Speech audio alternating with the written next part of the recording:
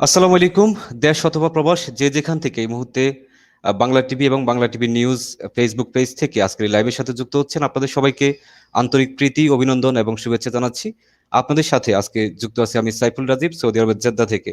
আপনারা এর আগে আমাদের ফেসবুক পেজে দেখেছেন, আজকে আমাদের সাথে দুজন অতিথি যুক্ত হবেন। বিশেষ করে আমরা আজকে কথা বলবো আমাদের প্রবাসীরা কেমন আছেন, সমসাময়িক কয়েকটি বিষয় নিয়ে আমাদের আজকে অতিথিদের সাথে কথা বলবো। অতিথির কথা যখন চলে আসছে, আপনারা আগে থেকে জানেন যে আজকে একেবারেই আমরা স্পেশাল একটি এপিসোড করতে যাচ্ছি।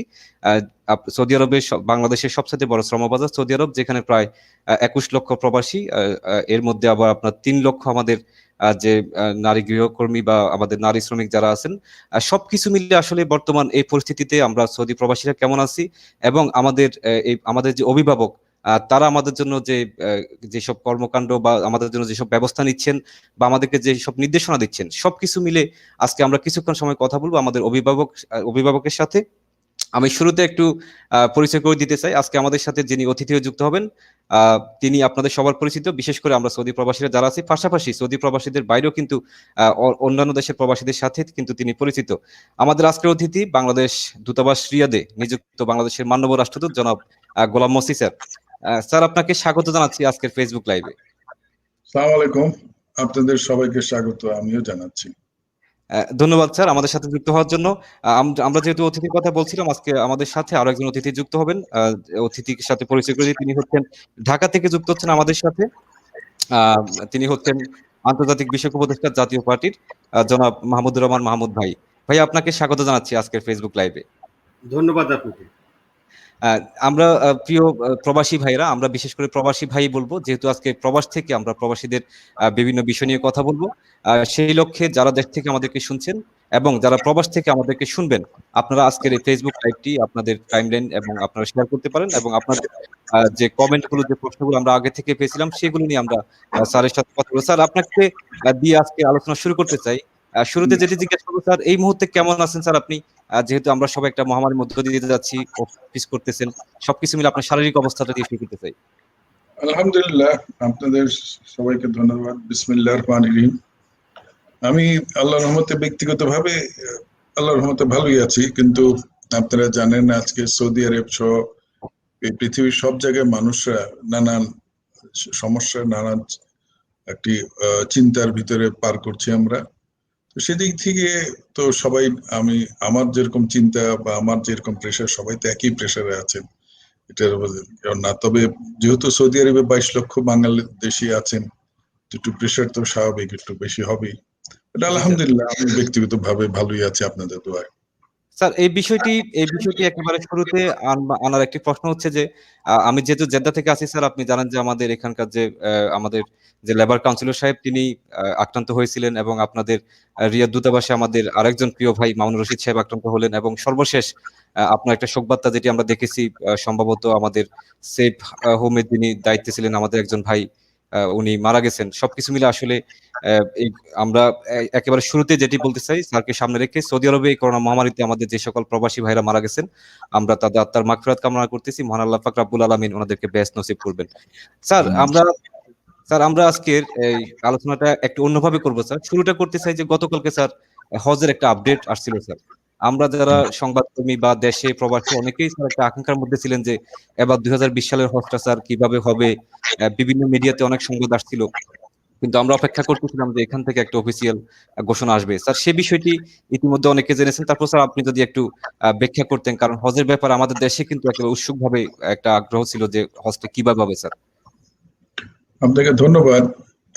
আসলে এবার হজটা একটু অন্যরকম ভাবে পালিত বা আপনাকে আনুষ্ঠানিকতা হতে যাচ্ছে।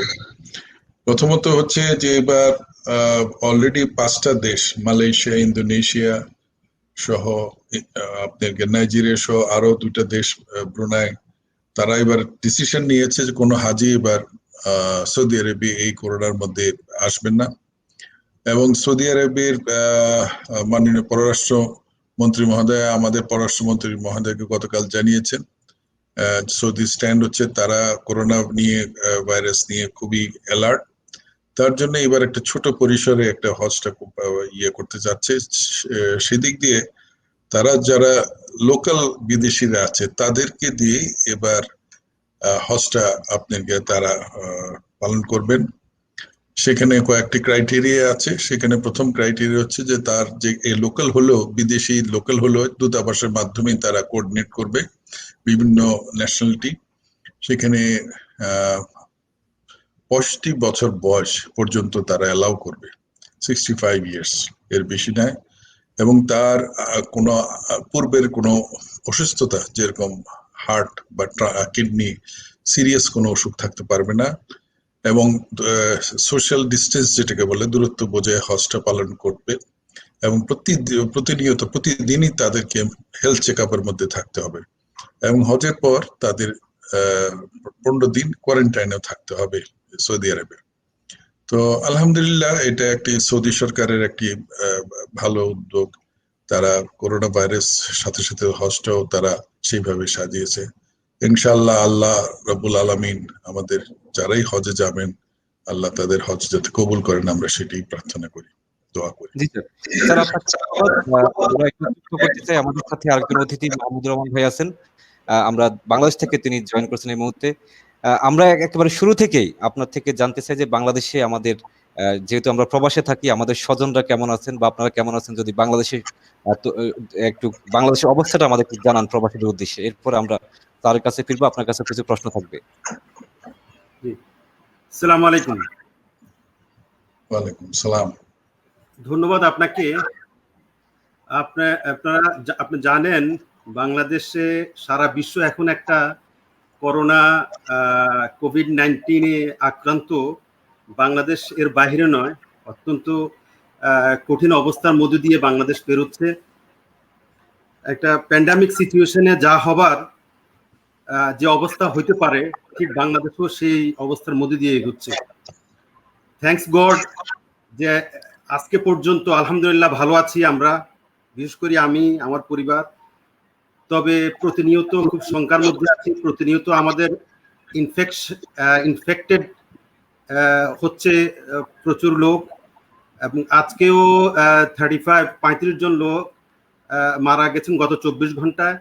এবং সংক্রমণের হার প্রতিদিনে বাড়ছে। রীতিমতো একটা আতঙ্ক সারা বাংলাদেশেই বিরাজ করছে। কিন্তু তারপরেও আমাদের জীবনযাত্রা, আমাদের জীবন থেমে নেই। আতঙ্ক আছে, আবার স্বাভাবিক জীবনযাত্রার মধ্যেও মানুষ চলছে। সরকারও চেষ্টা করছে জীবনযাত্রা, জীবন এবং জীবিকা দুটাকে স্বাভাবিক রাখার জন্য। তো আজকে পর্যন্ত আমি ব্যক্তিগতভাবে আলহামদুলিল্লাহ, আমি এবং আমার পরিবার আলহামদুলিল্লাহ ভালো আছি। ধন্যবাদ ভাইয়া আপনাকে। আমি আবার একটু আমাদের মাননীয় রাষ্ট্রদূত মহোদয়ের কাছে আসতে চাই। যেহেতু আমি আগেই বলেছি যে আজকে আমাদের কোনো ওইভাবে কোনো বিষয় নেই যে আমরা সে বিষয়ে কথা বলবো। আমরা আমাদের প্রবাসী ভাইয়েরা, যেটি স্যার নিজে জানেন, সবসময় অবগত থাকেন, সেখান থেকে যে বিষয়গুলো, যে তথ্যগুলো আমরা স্যার থেকে একটু জানতে চাইবো। স্যার একটু আজকের একেবারে কিছুক্ষণ আগে একটা আপডেট নিচ্ছে, আপনি জেনেছেন স্যার।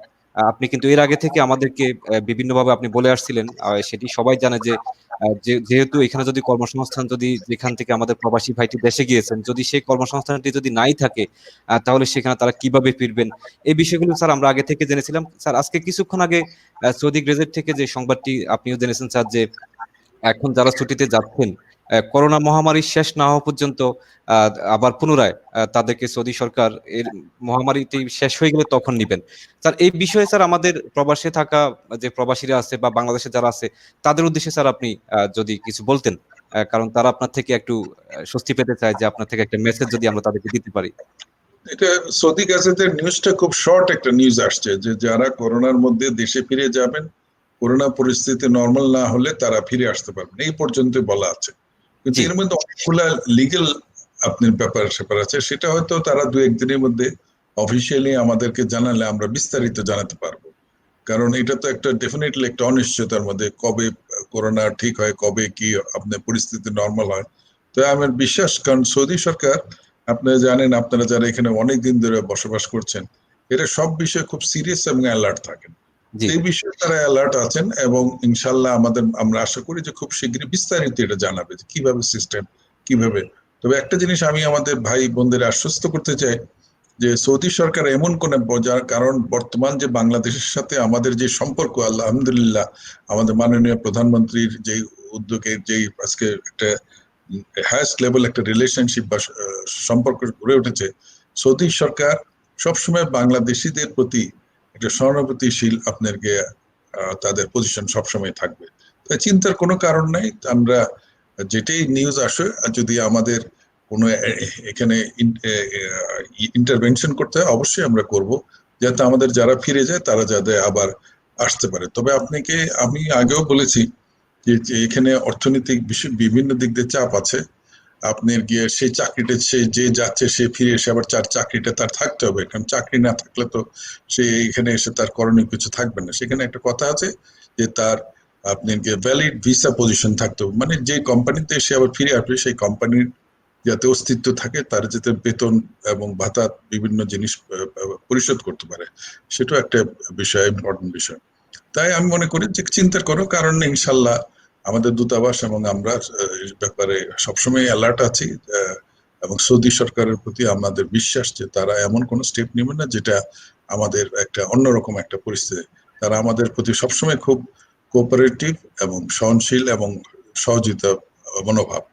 তো এটা নিয়ে আমার মনে হয় চিন্তার বিশেষ কোনো কারণ নেই। আমরা আরো বিস্তারিত পেলে আমরা জিনিসটা আমরা আপনাদের জানাতে পারবো ইনশাল্লাহ। ধন্যবাদ স্যার। আমিও স্যার সেই কথাটি বলছিলাম যে সৌদি গেজেটে এখন শুধুমাত্র সেটিকে শিরোনাম আকারে দিয়েছেন, বিস্তারিত সেখানে বলবেন এবং অবশ্যই আমাদের মিশন আপনাদেরকে তো অবশ্যই জানাবেন স্যার। আমরা প্রিয় প্রবাসী ভাইদেরকে আশ্বস্ত করতে চাই স্যার, যে কথাটি বলছিলেন এই শিরোনামের ভিতরে তারা অবশ্যই সেখানে আরো অনেক কিছু লিখবেন এবং আমরা দূতাবাস এবং কনসুলেটের পক্ষ থেকে সেটি যখনই পাবো তখন জানাবো। স্যার আপনাকে আরেকটি ছোট্ট একটি প্রশ্ন রাখতেছে আপনার কাছে, যে আপনি জানেন যে মিডিয়ার কল্যাণে এখন আমরা সবগুলো, আপনি যখন কারোর সাথে কথা বলেন সেখান থেকে হয়তো আংশিক অংশ শোনানো হয়, ভিতরের বিষয়টা আসলে স্যার জানা হয় না। কিছুদিন আগে আমরা ফেসবুকে দেখেছি স্যার যে এখন যে বর্তমান স্পেশাল যে ফ্লাইট গুলো যাচ্ছে বিমানের, সেটার জন্য আমি আন্তরিকভাবে আপনাকে ধন্যবাদ জানাতে চাই যে আপনি বলেছিলেন যে আমাদের যে সকল প্রবাসী ভাইরা স্বেচ্ছায় দেশে যেতে চাচ্ছেন তাদের জন্য ফ্লাইটের ব্যবস্থা করবেন, এবং সেটি দূতাবাসের মাধ্যমে কিন্তু ইতিমধ্যে রিয়াদ থেকে একটা ফ্লাইট বাংলাদেশে গিয়ে পৌঁছেছে এবং জেদ্দা থেকে একটি ফ্লাইট যাবে 1 তারিখে। সেজন্য স্যার ধন্যবাদ আপনাকে। কিন্তু স্যার এখানে একটা প্রশ্ন আসছে বারবার, যে এই যে সার্টিফিকেটের বিষয়টা এখন আমরা প্রবাসীদেরকে পুরোপুরি ক্লিয়ার করতে পারিনি। অনেকে যেটি বলছেন স্যার যে তারা টিকিট পাচ্ছেন কিন্তু সার্টিফিকেটটি নিতে পারতেছেন না। এখন তারা আসলে বিমানে ট্রাভেল করতে পারবে কিনা বা তারা দেশে গেলে কি হবে, এই বিষয়ে স্যার আপনি দেশেও কথা বলেছিলেন। একটু স্যার আপনি যদি আমাদের প্রবাসী ভাইদের উদ্দেশ্যে এটা একটু ক্লিয়ার করে দিতেন আজকে ফেসবুক লাইভের মাধ্যমে। আপনাকে ধন্যবাদ। অ্যাকচুয়ালি যে জিনিসটা আমাদের বাংলাদেশ, এটা সৌদি সাইডের থেকে প্রয়োজন নেই, এটা বাংলাদেশ সাইড থেকে প্রথম তারা বলেছিল ঢাকার থেকে যে সার্টিফিকেট নিতে হবে। তো আপনি সেটা জানেন যে সৌদি আপনি যে মেডিকেল সিস্টেম, সেখানে করোনা সিমটম না থাকলে সেখানে টেস্ট করা হয় না। সিমটম থাকতে হবে, তার জ্বর থাকতে হবে, সর্দি থাকতে হবে, কাশি থাকতে হবে, তারপর তারা এটা টেস্ট করবে। তো সেটা একটি সময় ব্যাপার। তারপরে সবাই তো আর এই অবস্থানে, তবে যারাই ফিরে গেছে প্রত্যেকেই তারা ক্লিনিক, যে কোনো সৌদি রেজিস্টার্ড ক্লিনিক, কারণ সৌদি আপনি জানেন মেডিকেল সিস্টেম খুব স্ট্রিক্ট। আপনার অ্যান্টিবায়োটিক তো আপনার প্রেসক্রিপশন ছাড়া কিনেই যায় না। ডাক্তার একটা যদি ভুল একটা কোনো প্রেসক্রিপশন দেয়, সে ডাক্তারের কিন্তু আপনার পানিশমেন্ট ওইখানে হয়। তো তাই আমরা যেটা ঢাকাকে বলেছি এবং যেটা তারা গ্রহণ করেছে, যে কোনো বাংলাদেশি ভাইরা বা তারা যে কোনো ক্লিনিক, রেজিস্টার্ড সৌদি ক্লিনিক থেকে তারা সার্টিফিকেট নিলেই হবে যে তাদের করোনার সেরকম সিমটম নাই। তো তারা অনেকে ব্লাড টেস্ট করেছে এবং আপনি জেনে খুশি হন, প্রত্যেকেই যারা ফিরে গেছে প্রায় 388 জন ফার্স্ট ফ্লাইটে, প্রত্যেকেই সেরকম সার্টিফিকেট তারা নিয়েছে। সে অনেকে অনেক কথা বলেছে, আমরা সেটা এটা ঠিক না। আমি কোনো স্পেসিফিক কোনো ক্লিনিকের কথা বলিনি, যে কোনো রেজিস্টার্ড ক্লিনিক হলেই চলবে এবং সার্টিফিকেট। সেখানে আপনি দেখেছি যে অনেক ক্লিনিক 100 রিয়াল নিয়েছে, অনেক ক্লিনিক 200 রিয়াল নিয়েছে, অনেক ক্লিনিক 150 রিয়াল নিয়েছে, অনেক ক্লিনিক 80 রিয়াল নিয়েছে, অনেক ক্লিনিক আবার 250 রিয়াল নিয়েছে। তো এটা আমরা নিজেরা কোনো কন্ট্রোল করিনি, এটা আমরা তাদের উপরে ছেড়ে দিয়েছি। তাদের সার্টিফিকেটটা নিয়ে ঢাকা যখন পৌঁছেছে, তারা ঢাকা যে আমাদের হেলথ সিস্টেম বা হেলথের যারা কর্মী ছিলেন, তারা ওই সার্টিফিকেট তারা সন্তুষ্ট এবং সেইভাবে তাদেরকে একসেপ্ট করেছে, সেখানে কোনো অসুবিধা হয়নি। আমি বলবো যে কোনো রেজিস্টার্ড ক্লিনিক থেকে সার্টিফিকেট নিলেই যথেষ্ট। জি, ধন্যবাদ। আসলে চাঁদ যে কথাটি বলছিলেন, আমি আমাদের প্রবাসী ভাই যারা এই মুহূর্তে দেখতে পাচ্ছেন প্রায় আমাদের সাথে অনেকে যুক্ত হয়ে গেছেন, 1000-এর বেশি সংখ্যক প্রবাসী ভাই যারা আছেন, আমি প্রথমে আপনাদেরকে স্যারের কথাটা আরো একটু ক্লিয়ার করে বলি। স্যার যেটি বলছেন যে এটা এমন কোনো দূতাবাস নির্ধারণ করে দেননি যে সেখান থেকে নিতে হবে। আর সৌদি রেজিস্ট্রেডকৃত যে ক্লিনিকগুলো আছে আপনারা সেখান থেকে এটি সংগ্রহ করতে পারেন, সেটি নিয়ে আপনারা যেতে পারেন। স্যার এখানে আপনি আরেকটা বিষয় যদি আমরা স্যার একটু বলে দিই, সেটা হচ্ছে যে বিমান এভিয়েশন কর্তৃপক্ষ যে কথাটি বলছেন যে কেউ যদি সার্টিফিকেটটা যদি কোনোভাবে সংগ্রহ করতে নাও পারে, বিমান তো তাকে স্যার বহন করতেছে, বিমান তাকে তো নিচ্ছে স্যার, কিন্তু সেই ক্ষেত্রে বলা হচ্ছে একটা 14 দিনের কোয়ারেন্টাইন করার জন্য। এই বিষয়টি তো স্যার আপনি অবগত আছেন যে যদি কোনোভাবে একজন প্রবাসী ভাই টিকিট পেয়েছেন কিন্তু সার্টিফিকেট পান নাই, স্যার সে তো যাওয়ার সুযোগ পাচ্ছে স্যার, সে তো যেতে না, পারবে। এটা আমি ওই পরিস্থিতি এখনো পড়ি নাই, কারণ যারা এই পর্যন্ত ঢাকায় গেছে প্রত্যেকেই কিন্তু সার্টিফিকেট নিয়ে গেছে। তো এখন জি সার্টিফিকেট ছাড়া আমি সাজেস্ট করবো না। এখানে ক্লিনিকে, যে কোনো ক্লিনিকে গেলে তারা একটু ব্লাড টেস্ট করে, খুব সহজ গিয়ে এটা একদিনের মধ্যে বা দুদিনের মধ্যে রিপোর্ট পেয়ে যায়, তাদের যথেষ্ট সময় আছে। আজকে 23 তারিখ, 1 তারিখে ফ্লাইট, যে কোনো ক্লিনিকে যায় তারা এই সার্টিফিকেটটা নিতে হয়। এটা তাদের সুবিধার্থে, নাহলে ঢাকায় যে একটা অযথা একটা ওই কোয়ারেন্টাইনের সম্মুখীন হতে হবে, তাদেরকে জি পাঠিয়ে দিতে হজ ক্লিনিকে, হজ ইয়েতে, যেখানে হজ হাজি ক্যাম্পে ক্যাম্প। স্যার। জি হ্যাঁ, তো একটা ঝামেলার দরকার নেই তো, বরং এখান থেকে সার্টিফিকেটটা নিয়ে গেলে সবার সুবিধা হয়। জি আমরা সেই কথাটি বলছিলাম যে স্যার এটি যে আপনারা যে কোনো আজকে মিডিয়াতে যে নিউজটি আসছে আমি স্যারকে সামনে রেখে সেটি ক্লিয়ার করতেছি। অনেকে বলেছেন যে দূতাবাস থেকে একেবারে নির্ধারিত ক্লিনিকে গিয়ে নিতে হবে। আসলে ব্যাপারটি মোটেও সেটি ছিল না। সেটি হচ্ছে আপনি আপনার পছন্দ মতো যে কোনো সৌদি গভর্নমেন্টের রেজিস্ট্রিকৃত ক্লিনিক থেকে আপনি সেটা নিতে পারবেন। স্যারের বক্তব্যে সেটা স্পষ্ট হয়ে আসে। স্যার আপনার কাছে আসবো, একটু যেতে চাই মাহমুদুর রহমান ভাইয়ের কাছে। যেহেতু বাংলাদেশে আছেন আপনি, এর আগেও কিন্তু বাইরে থেকেছেন, প্রবাসীদেরকে দেখে গেছেন। আসলে এই মুহূর্তে প্রবাসীদের যে অবস্থা, আপনি দেশে বেশি পর্যবেক্ষণ করতেছেন দেশে থেকে, আপনার দিক থেকে আসলে আমাদের যে সকল প্রবাসী ভাইরা আছে তাদের উদ্দেশ্যে যদি আপনার কোনো মেসেজ থাকে যে এই মুহূর্তে আমাদের কি করণীয়। কারণ আমাদের মাননীয় পররাষ্ট্রমন্ত্রী বারবার করে একটা কথা বলছিলেন যে আমাদের দেশের প্রবাসীরা যথেষ্ট স্মার্ট, তাদেরকে এখন যে কোনো ভাবে সেখানে থেকে যেতে হবে। তো আপনি তো স্যার কাতারে ছিলেন এবং সেখানে প্রবাসীদের সাথে খুব কাছ থেকে মিশেছেন। আপনি বিষয়টি এখানে অনেকে দেখতে পাচ্ছেন আমাদের কাতার থেকে, কুয়েত থেকে, বাহরাইন থেকে। আহ, আপনি তাদের উদ্দেশ্যে যদি কোনো মেসেজ থাকে। ধন্যবাদ, ধন্যবাদ আপনাকে। আপনি আপনার সূচনা বক্তব্যে মাননীয় রাষ্ট্রদূতকে বলেছেন অভিভাবক। আমি জি আমি অভিভাবক। আমি দীর্ঘদিন থেকে ওনাকে চিনি। উনার বক্তব্যে উনি নিজেও বলেছেন যে আপনাদের চিন্তার কোনো কারণ নাই। একজন অভিভাবক যখন বলে চিন্তার কোনো কারণ নাই, আপনার মাধ্যমে সৌদি আরবে আমাদের সবচেয়ে বড় শ্রমবাজার, সবচেয়ে রেমিটেন্স বেশি সৌদি আরব থেকে আসে। 21 লক্ষ বাংলাদেশি সৌদি আরবে কাজ করে। সৌদি আরবের লোকেরা সবচেয়ে বেশি টাকা বাংলাদেশে পাঠায়। আর জি অন্যান্য দেশের লোকেরা নিজেরা ওখানে খরচ করে, পরিবার নিয়ে থাকে। সৌদি আরবের লোকেরা যত কষ্ট হোক টাকা তারা এখানে পাঠায়। সেই অভিভাবক যখন বলছে যে আপনারা ইনশাল্লাহ চিন্তা করেন না, আমি আপনার মাধ্যমে সমস্ত এক্সপেক্টেড বাংলাদেশি যারা আছেন সবাইকে বলতে চাই আপনারা চিন্তা করেন না, মনোবল রাখবেন। ইনশাল্লাহ গোলাম মসির মতো যে অ্যাম্বাসেডর যেখানে আছেন সেখানে ইনশাল্লাহ ভয় পাওয়ার কিছু নাই। এতটুকু আমি চিনি ওনাকে, আমি ওনাকে দীর্ঘদিন চিনি। ইনশাল্লাহ উনি উদ্যোগ নিয়েছেন অতীতে, সে রেকর্ড ওনার আছে। উনি দুইবার বাংলাদেশের মান ইজ্জত, বাংলাদেশের সুনাম সৌদি আরবে অনেক বৃদ্ধি করেছে। ওনার টার্মে সৌদি আরবে প্রচুর বাংলাদেশি গেছে। এটা অনেক বিতর্ক হতে পারে এখন হয়তো অনেকে বলবে যে আমরা কোয়ালিটির দিকে যাই না, আমরা কোয়ান্টিটির দিকে গেছি, আমরা প্রচুর লোক ওখানে গিয়ে ডাম্পিং করতেছি, সেটা আরেক বিতর্ক। কিন্তু এটা তো সত্য যে গত 2 টার্মে উনি যে 2 টার্ম সৌদি আরব ছিলেন, সবচেয়ে বেশি বাংলাদেশ থেকে ওখানে গেছে, সবচেয়ে বেশি রেমিটেন্স আসছে। এবং বাংলাদেশের সাথে সৌদি আরবের সবচাইতে এখন যে সম্পর্কের সর্বোচ্চতায় এখন বিরাজ করছে।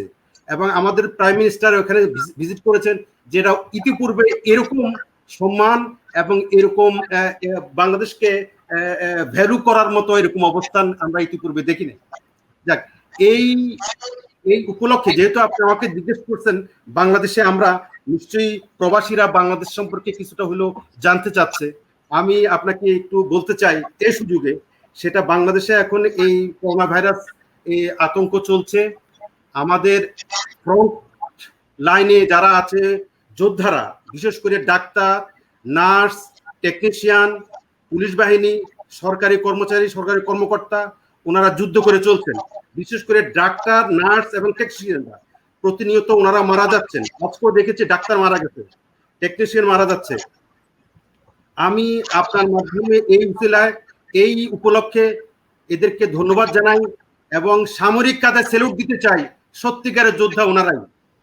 এই প্রসঙ্গে আমি আমার এলাকার, আমি লোক সামলাতে পারছি না, আমি আমার এলাকার যিনি ইউনো, সেই ইউনো একজন মহিলা, সে যেভাবে মাঠে ময়দানে কাজ করছে, সে যেভাবে নিজের শরীরের, নিজের পরিবারের, নিজের ছেলে মেয়েকে তোয়াক্কা না করে মানুষ যেখানে করোনা আক্রান্ত লোক সেখানে ছুটে যাচ্ছে, আমি সেই মহিলাকে, আমার ইউনোর, লক্ষ্মীপুরের রামগঞ্জের ইউনোকে আপনার এই সুবাদে তাকে ধন্যবাদ জানাতে চাই।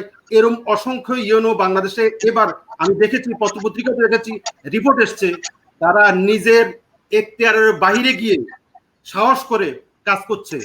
এই ইউনো মাঠে ময়দানে না গেলেও, কাজ না করলেও চলতো, কিন্তু তারা করছে, মানবতার স্বার্থে কাজ করে যাচ্ছে।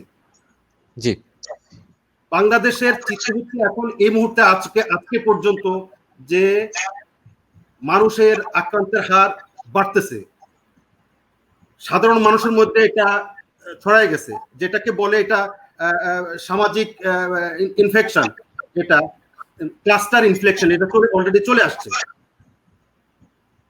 জি।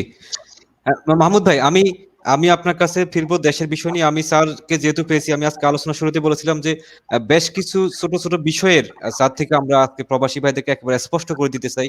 স্যার, আমরা আপনার কাছে আরেকটা প্রশ্ন রাখতে চাই। বলছিলাম স্যার আপনাকে যে বিশেষ ফ্লাইটটির কথা আপনি ব্যবস্থা করেছেন আমাদের জন্য। স্যার, সেই বিশেষ ফ্লাইটটি নিয়ে আমাদের প্রবাসীদের অনেক মহলে অনেক মন্তব্য ছিল। সেই ফ্লাইটটি তারপরেও যারা দেশে যেতে পেরেছেন বা জেদ্দা থেকেও যারা যাবেন তারা সন্তোষ প্রকাশ করেছেন। স্যার, এখানে একটা বিষয় আসছে স্যার, যে বিমানের যে ভাড়াটি স্যার, সেটা নিয়ে আপনি ইতিমধ্যে জেনেছেন স্যার। অনেকের প্রশ্ন যে স্যার 3030 রিয়াল এবং 4030 রিয়াল নিয়ে একটা কথা আসছিল স্যার। এই বিষয়টি স্যার আপনি আপনার নজর নিশ্চয় আসছে স্যার, সেটি নিয়ে আপনি একটু বলবেন। এবং আমাদের এখন প্রচুর সংখ্যক প্রবাসী ভাই যে প্রশ্নটি করেছেন যে অনেকে তো স্যার রিয়াদ দূতাবাসে আবেদন করেছেন স্যার, আপনাদের কাছে ওয়েটিং লিস্টে অনেকে আছে এবং জেদ্দাতে অনেকে থাকবেন। সেই বিশেষ ফ্লাইটটি স্যার কন্টিনিউ হবে কিনা স্যার, সে বিষয়ে যদি প্রবাসীদের উদ্দেশ্যে বলতেন স্যার। আবার আপনাকে ধন্যবাদ। আসলে আমরা গত 3 সপ্তাহ ধরে এই বিশেষ ফ্লাইটের জন্য আমরা প্রচেষ্টা করে যাচ্ছি। কারণ প্রথম যে স্পেশাল ফ্লাইটটা ওরা বাংলাদেশ থেকে কয়েকটা ক্যাটাগরি করে দিয়েছে কারা যেতে পারবে। তো সেইখানে আমরা বলেছি যে প্রথমত হচ্ছে যারা ভিজিট ভিসা নিয়ে এসে এখানে যেতে পারছেন না বা আটকে পড়ে আছেন আর কি, সেই ভিজিট ভিসার যারা আসছেন তারা। দ্বিতীয়ত হচ্ছে যারা উমরাতে অনেকে এসছে, উমরাতে এসে তারা এখানে আর ফিরে যেতে পারেননি তারা। তৃতীয়ত হচ্ছে আপনি গিয়ে মহিলা গৃহকর্মী। চতুর্থ হচ্ছে যারা অসুস্থ বা কোনো কারণে তার আর কি শারীরিকভাবে কোনো অসুবিধা আছে। এই 4 ক্যাটাগরিতে আমরা রেজিস্ট্রেশন করতে বলেছি। তো এই পর্যন্ত আমরা প্রায় 3300-র মতো রেজিস্ট্রেশন পেয়েছি। তো এক একটা ফ্লাইটে 400 করে ফেরত যায়। তো আল্লাহ রহমতে যদি রিয়াদে 400 ফিরে গেছেন আর 388 জন, কারণ ওখানে প্রায় 11 জন অফলোড হয়েছে, কারণ হচ্ছে তাদের ভিসার সমস্যা ছিল, আর কয়েকজন শো আপ নো শো হয়েছে। তো আপনার গিয়ে আমি অলরেডি আপনার গিয়ে ঢাকা আমাদের পররাষ্ট্র মন্ত্রণালয়কে বলেছি আরো 4টা ফ্লাইট ইমিডিয়েটলি দেওয়ার জন্য। এটা চলবে। এটা হচ্ছে আমাদের যাদের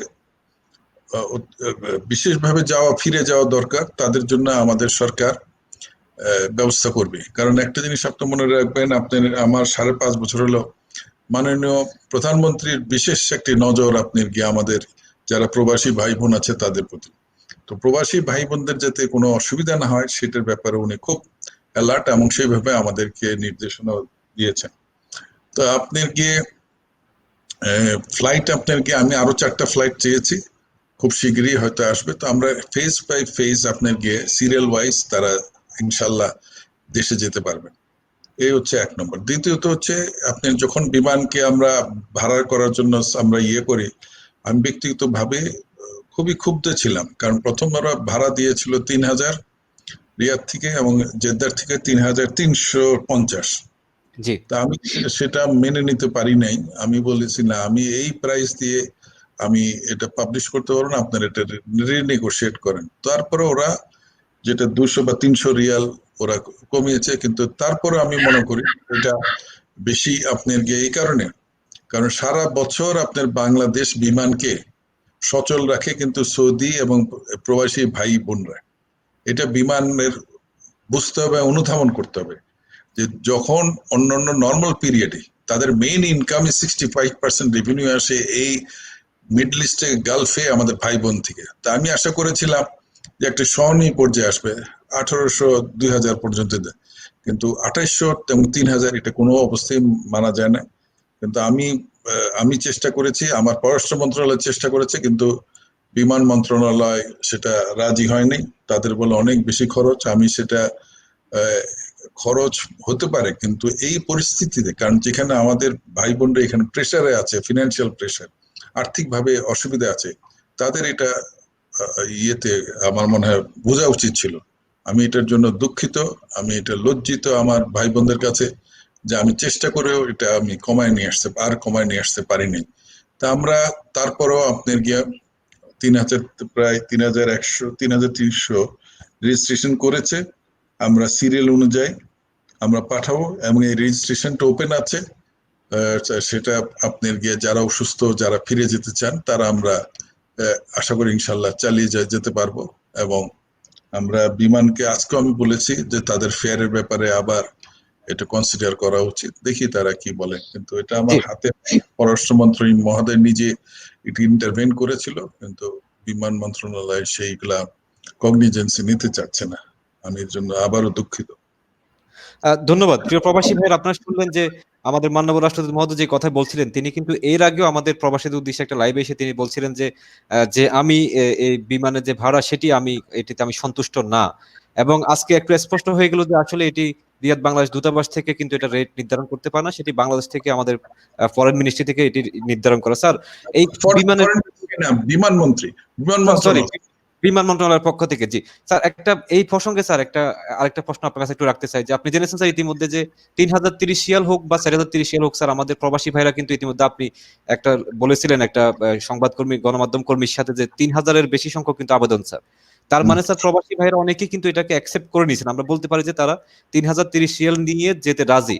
কিন্তু স্যার এখন যে বিষয়টি আসছে যে বিমানের একটা, আমি হয়তো আপনি স্যার আপনি বলতে পারবেন বা এটা ক্লিয়ার করা একটু উচিত, যে গত দুদিন থেকে যখন ঢাকাতে ফ্লাইটটি অবতরণ করলো, তারপর থেকে আপনার দেশে এবং প্রবাসী সর্বমহলে একটি কথা আসছে যে বিমান সেখানে প্রত্যেকটি সিটে করে যাত্রী নিয়ে গেছে, সেখানে কোনো সামাজিক দূরত্ব মানা হয়নি বা স্বাস্থ্যবিধি মানা হয়নি। স্যার আপনি যেহেতু আমাদের মিশন প্রধান, আপনার মাধ্যমে একটা বিষয় জানতে চাই যে আসলে স্যার বিমান কি এই ধরনের কোনো কথা কি স্যার বলেছিল যে তারা স্বাস্থ্যবিধি মেনেই ফ্লাইট পরিচালনা করবেন, যার পাশে একটা সিট খালি থাকবে?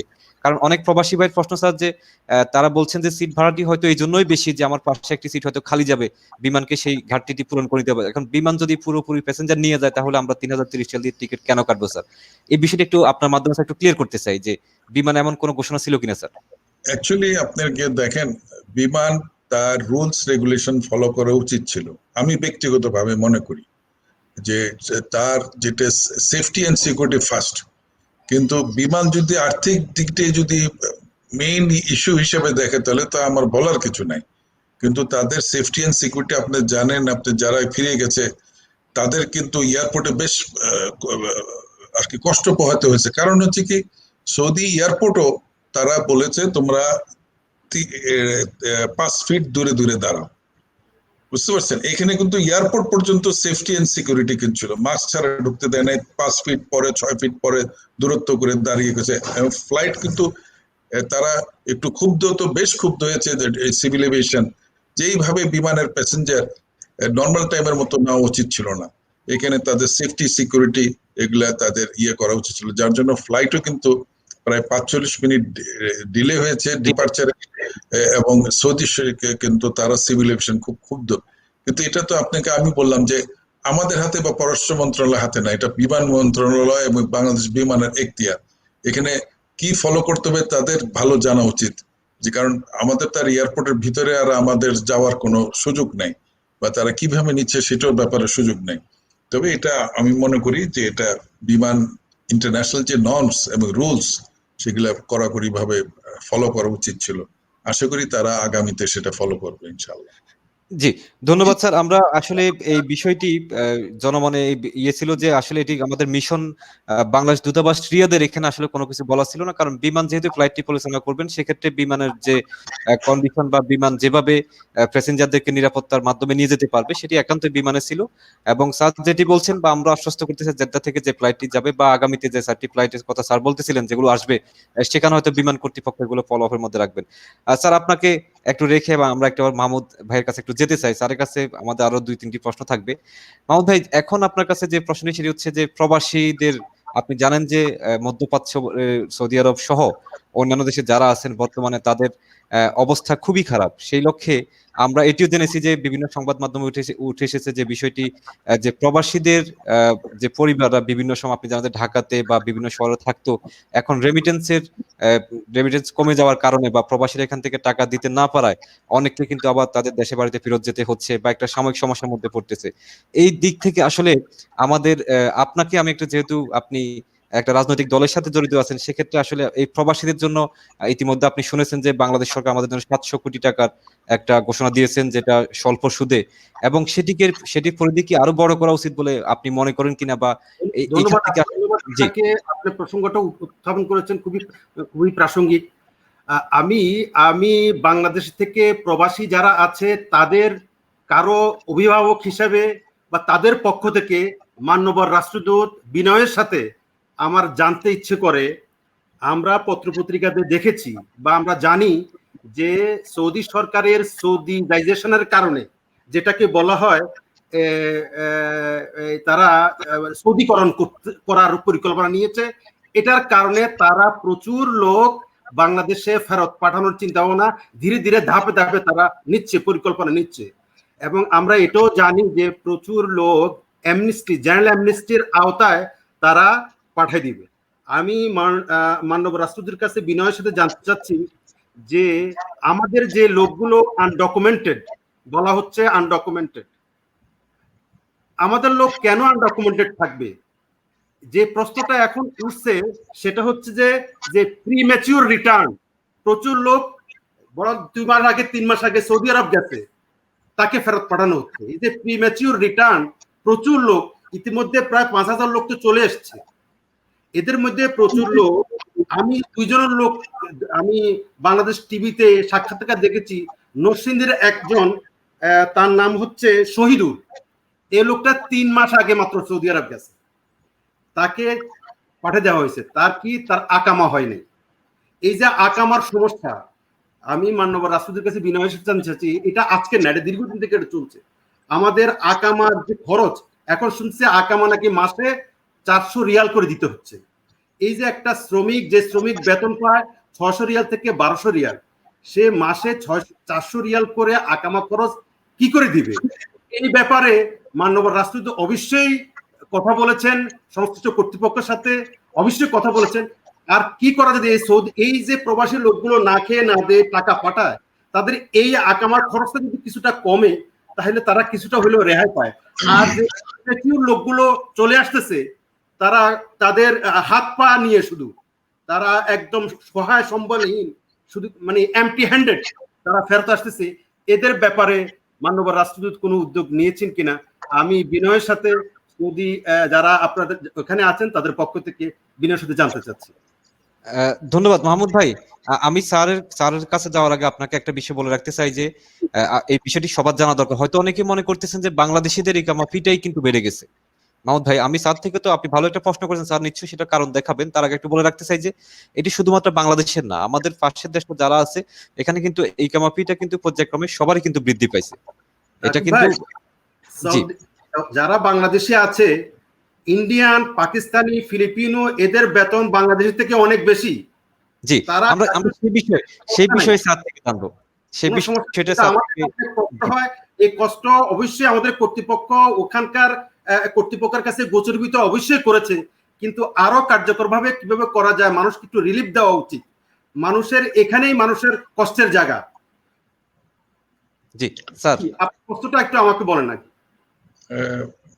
এটা একটি খুব গুরুত্বপূর্ণ প্রশ্ন, এবং এটার উত্তরও আপনাদের প্রত্যেকের জানা উচিত।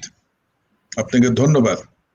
প্রথমত আসি যে এখানে আনডকুমেন্টেড লোক কিভাবে আছে। আপনি কোনো ইন্ডিয়ান, পাকিস্তান, শ্রীলঙ্কান, ফিলিপিনো কোনো আনডকুমেন্টেড বলে কোনো ওয়ার্কার বলে নাই। যা আছে প্রত্যেকের আকামা আছে, তাদের মেডিকেল কার্ড আছে, আকামা। আমাদের দেশে ম্যান পাওয়ারের একটা ব্যবসা চলছে, এটা অনেক দিন ধরে, যে আমরা কয়েকজন ওই মঞ্জিলে আমল মানে বাসার চাকরি করি ড্রাইভার হিসেবে বা ক্লিনার হিসেবে, ইন্ডিভিজুয়াল স্পন্সর হিসেবে এখানে ওর স্পন্সরের ধরে এখানে কাজ করি, আসে এখানে শাক সবজি বিক্রি করি বা দোকানদারি করি বা ফুল বিক্রি করি বা কোনো একটা ছোটখাটো ব্যবসা করি, মাসে মাসে স্পন্সরকে কিছু টাকা দেই। এই জিনিসটা আমাদের আজকে 40 বছর ধরে চলে আসতেছে। তো এখন এটা কিন্তু আপনার বেআইনি, কারণ এখানে নিয়মটা হচ্ছে আকামার জিনিসটা আপনাকে আকামাতে যেই কথাটা লেখা থাকবে সেইটাই কাজ আপনার করা উচিত। কিন্তু আমাদের বাংলাদেশি ম্যান পাওয়ার এবং আমাদের যারা আসেন তারা এই জিনিসটা তাদের এটা জানা নাই। তারা কি করে বলে যে ওখানে গেলেই ব্যবসা করতে পারবা। তো ওরা কি করে এই ইন্ডিভিজুয়াল ভিসাতে আসে, এসে ব্যবসা নেমে যায় এবং এখানে তারা অ্যাকচুয়ালি এটা আইন অনুযায়ী এটা লিগেল। আগে এটা 4-5 বছর আগে সৌদিরা এটা খুব লিনিয়েন্ট ওয়েতে দেখতো, এটা খুব একটা বিরাট সিরিজ লাগে। এখন কিন্তু তারা গত 3 বছর ধরে এটা খুব সিরিয়াসলি দেখছে। যার জন্য এইসব লোকগুলো আনডকুমেন্টেড আর কি, লিগেল ওয়েতে তারা কাজ করছে না, 1 নম্বর। দ্বিতীয়ত আপনি বলতেছেন যে এখন এদের আকামা ফিস বেশি, এদের আপনার গিয়ে কি কারণে এরা আসে।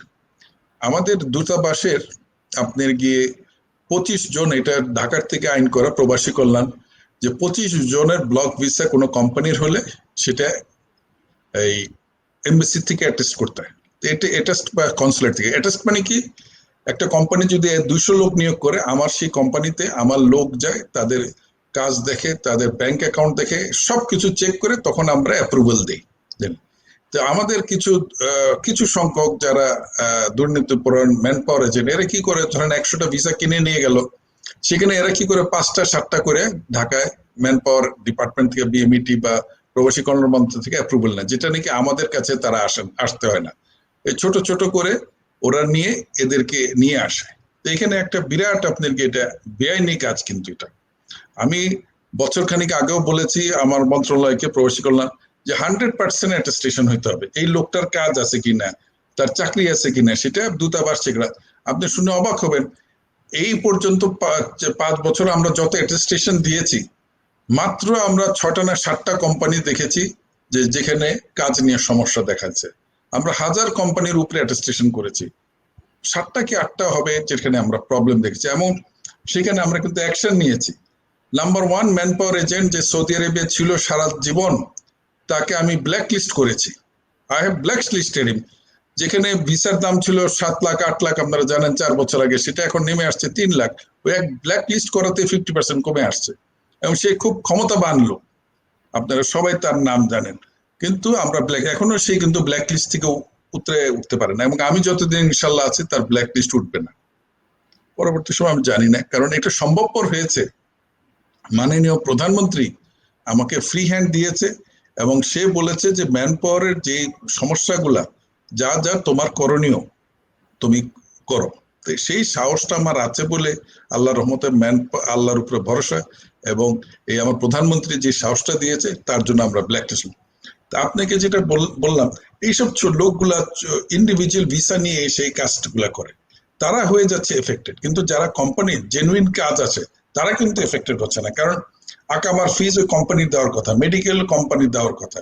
কিন্তু যারা ইন্ডিভিজুয়াল আসে তারাই অসুবিধা হয়ে যাচ্ছে। এবং বর্তমান কোভিড পরিস্থিতিও যারা ইন্ডিভিজুয়াল আমরা হিসাবে আছে যে 2 থেকে 3 লক্ষ লোক, তারাই কিন্তু অসুবিধায় পড়বে, কারণ তাদের তো কোনো ফিক্সড কোনো ব্যবসা বা চাকরি না, ইন্ডিভিজুয়ালি তারা ব্যবসা করতেছে, হচ্ছে চার দোকান বা কোন দোকান করে মনোহরির দোকান চালাচ্ছে, বা আগে ঘড়ির রিপেয়ারের দোকান, এরা হচ্ছে সবাই। কিন্তু এটা হচ্ছে আপনার বেআইনি। দ্বিতীয়ত হচ্ছে আপনাকে আরেকটা, তৃতীয়ত হচ্ছে আপনি নিজেও জানেন মাহমুদ সাহেব, আপনি বিদেশে ছিলেন, বাংলাদেশের যে ভিসা কিনে, এটা অন্য পৃথিবীর কোনো দেশ এইভাবে ভিসা কিনে না। কোনো ভারতীয় ব্যক্তির এখানে আসতে হলে 60,000-এর বেশি তার খরচ হয় না, প্লেনের খরচ আর কিছু নেপালিদের 80,000। কিন্তু এখনো আমার কেন আমার বাংলাদেশি ভাইদের এখনো 3-4 লাখ টাকা দিয়ে আসতে হবে, এটা একটি বিরাট প্রশ্ন। এটা আমাদের সবাই, আমাদের আমি বলবো মন্ত্রণালয় এবং তাদের বিরাট ভূমিকা এখানে আছে, আমাদের আইন শৃঙ্খলা বাহিনী তাদেরও একটা বিরাট ভূমিকা আছে। কেন ভিসা কিনে হবে, এটা কিন্তু টোটালি ইললিগাল। কিন্তু এই জিনিসটা আমরা চেষ্টা করেছি কন্ট্রোল করার জন্য, কিন্তু জিনিসটা নামায় আনতে হবে। কোন দেশ, শ্রীলঙ্কাতে লোক আনতে হলে উল্টা আরো লোকের পরিবারকে টাকা দিয়ে নিয়ে আসতে হয়। এই জিনিসটা আমাদের ইমপ্রুভ করতে হবে। আনফরচুনেটলি সেটা এখনো কমে আসছে টাকা, কিন্তু আপনার এখনো জিনিসটা চালু আছে। এটা নির্মূল না করতে পারলে অ্যাকচুয়ালি আমাদের বাংলাদেশি ভাইরা এখানে কোনো বেনিফিট পাবে না। চতুর্থ, আপনি বললেন সৌদি রেশনের পলিসি। সৌদিদের যেসব কর্মক্ষেত্রে তারা বিদেশিদের আপনার গিয়ে রিপ্লেস করবে, এরা কিন্তু 1 বছর আগে ওয়ার্নিং দেয়। 1 বছর আগে সেটা ওয়ার্নিং দেয়। আপনার মোবাইল ফোন অপারেটরদের 1 বছর আগে দিয়েছে, যারা দোকানে চাকরি করতো তাদেরও 1 বছর আগে ওয়ার্নিং দিছে। আপনার এটি আপনাকে ইউনিক সৌদি আরবিয়া অন্যান্য গালফ স্টেটের সাথে। গালফ স্টেট, আপনি কুয়েতে যান, আবুধাবিতে যান, দুবাই যান, ওরা আপনাকে হঠাৎ করে একটা বলে যে আজকে তোমাদের ফেরত যেতে হবে। কিন্তু সৌদি আরব কিন্তু আপনাকে সেই সময়টা দেয়। আর বিশেষ করে আমি আবারও বলছি যে আমাদের মাননীয় প্রধানমন্ত্রী আমার এই টেনিউরে 5 বার সৌদি আরবে আসার পর সৌদি আরব আমাদের প্রতি অত্যন্ত আপনার গিয়ে কোঅপারেটিভ একটা ভালো সম্পর্ক। তো সেখানে প্রত্যেকটা জিনিস তারা কিন্তু আমাদের ওয়ার্নিং দিচ্ছে, আমাদের এবং সৌদিজেশনটা তারা বলেছে 2030-এর মধ্যে 70% ওয়ার্কার, ফরেন ওয়ার্কার্স তারা রিপ্লেস করবে তার নিজের সিটিজেন দ্বারা। এটা স্বাভাবিক, যার দেশে তার নিজের ন্যাশনালিটি দিয়েই তারা কাজ করবে। তো সেটা 2030 সেটা নিয়ে আসছে। এখন 2025-এর মধ্যে আমরা মনে করছি যে 70% লোক ফিরে যেতে হবে, কারণ প্রত্যেকটা দেশেরই তার নাগরিকদের চাকরি দেওয়ার এটা তাদের প্রায়োরিটি। তো সৌদি আরবে সেটাও প্রায়োরিটি দিয়েছে, কিন্তু আমাদের কিন্তু 3 বছর আগেই জানিয়ে দিয়েছে যে আমরা এটা করতে যাচ্ছি, সো তোমরা অ্যালার্ট হও। তো এখনো ধরেন 5 বছর টাইম আছে, 3 থেকে 5 বছরে। তা আমাদের প্রচুর সংখ্যক বাংলাদেশি ফিরে যেতে হবে, কারণ একসময় আপনি সৌদি আরবিয়াতে আপনি আরবেনরা কোনোদিন সিকিউরিটি গার্ডের চাকরি করেন নাই, এখন 100% আপনি জানেন সিকিউরিটি গার্ড হচ্ছে সৌদি। আপনি হাউস কিপিং এ আগে হোটেলে কোনোদিন সৌদি দেখি নাই, কিন্তু এখন হাউস কিপিং ও সৌদি দেখছি, ওয়েটার সৌদি দেখছি। তো তাদের ন্যাশনালিটি, এটা প্রত্যেকটা সরকারের তার দায়িত্ব। এবং আমি মনে করি সৌদি সরকার এটাই ইউনিক ইন দ্য ওয়ার্ল্ড, যে তারা আমাদেরকে সবসময় ওয়ার্নিং দিচ্ছে, অ্যাডভান্স ইনফরমেশন দিচ্ছে, এবং তার ন্যাশনালিটিকে সে চাকরি দিবে, এটা তো সব দেশের তার প্রায়োরিটি, যে সেটা তারা করে যাচ্ছে। এর জন্য আমি মনে করি যে প্রচুর সংখ্যক আমাদের বাংলাদেশে ফেরত যাবে। এটা কোনো লুকোচুরির কোনো কথা না, এটা বাস্তব। এবং স্যার এটা তো স্যার যেহেতু এটা এই দেশেরই সরকারের একটা ঘোষণা, সেটা তো আমরা এখানে স্যার কিছু বলারও থাকতেছে না। তারা একেবারে স্পষ্টভাবে বলছেন যে তাদের দেশের নাগরিককে তারা এখানে কর্মসংস্থান করে দেবে। কিন্তু মাহমুদুর রহমান ভাই, আপনি তো স্যারকে একটা প্রশ্ন দিলেন, আমি আপনার কাছে একটা প্রশ্ন রাখতে চাই যে স্যার যেটি বলছিলেন যে সৌদি সরকার কিন্তু একদিনে কিন্তু কোনো কিছু ঘোষণা দেন না বা করেন না। এই যে আমাদের একটা লম্বা সময় দিল, বা আগামী আরো 2 বছর আমাদের হাতে সময় আছে, একটা কথা যে 2022 সালের মধ্যে হবে, ধরেন আমি ধরে নিলাম যে 2022 সাল পর্যন্ত আমরা সময় পেলাম। তো এর মধ্যে আসলে বাংলাদেশের সবচেয়ে বড় শ্রমবাজার যে সৌদি আরব, এখান থেকে যে যারা ফেরত যাচ্ছেন, তো সেক্ষেত্রে আসলে আমাদের কি আরেকটা বড় শ্রমবাজার তৈরি করার দরকার না? আমরা তো আসলে দেশে তাদেরকে, এখান থেকে যারা যাচ্ছে তারা তো দেশে কিছু করতে পারবে না, বা সেই এবিলিটি হয়তো আমাদের নেই। এখন নতুন শ্রমবাজারের জন্য রাইট আপনি যেটা বলছেন, আমাদের অন্য বিকল্প শ্রমবাজার এক্সপ্লোর করা উচিত।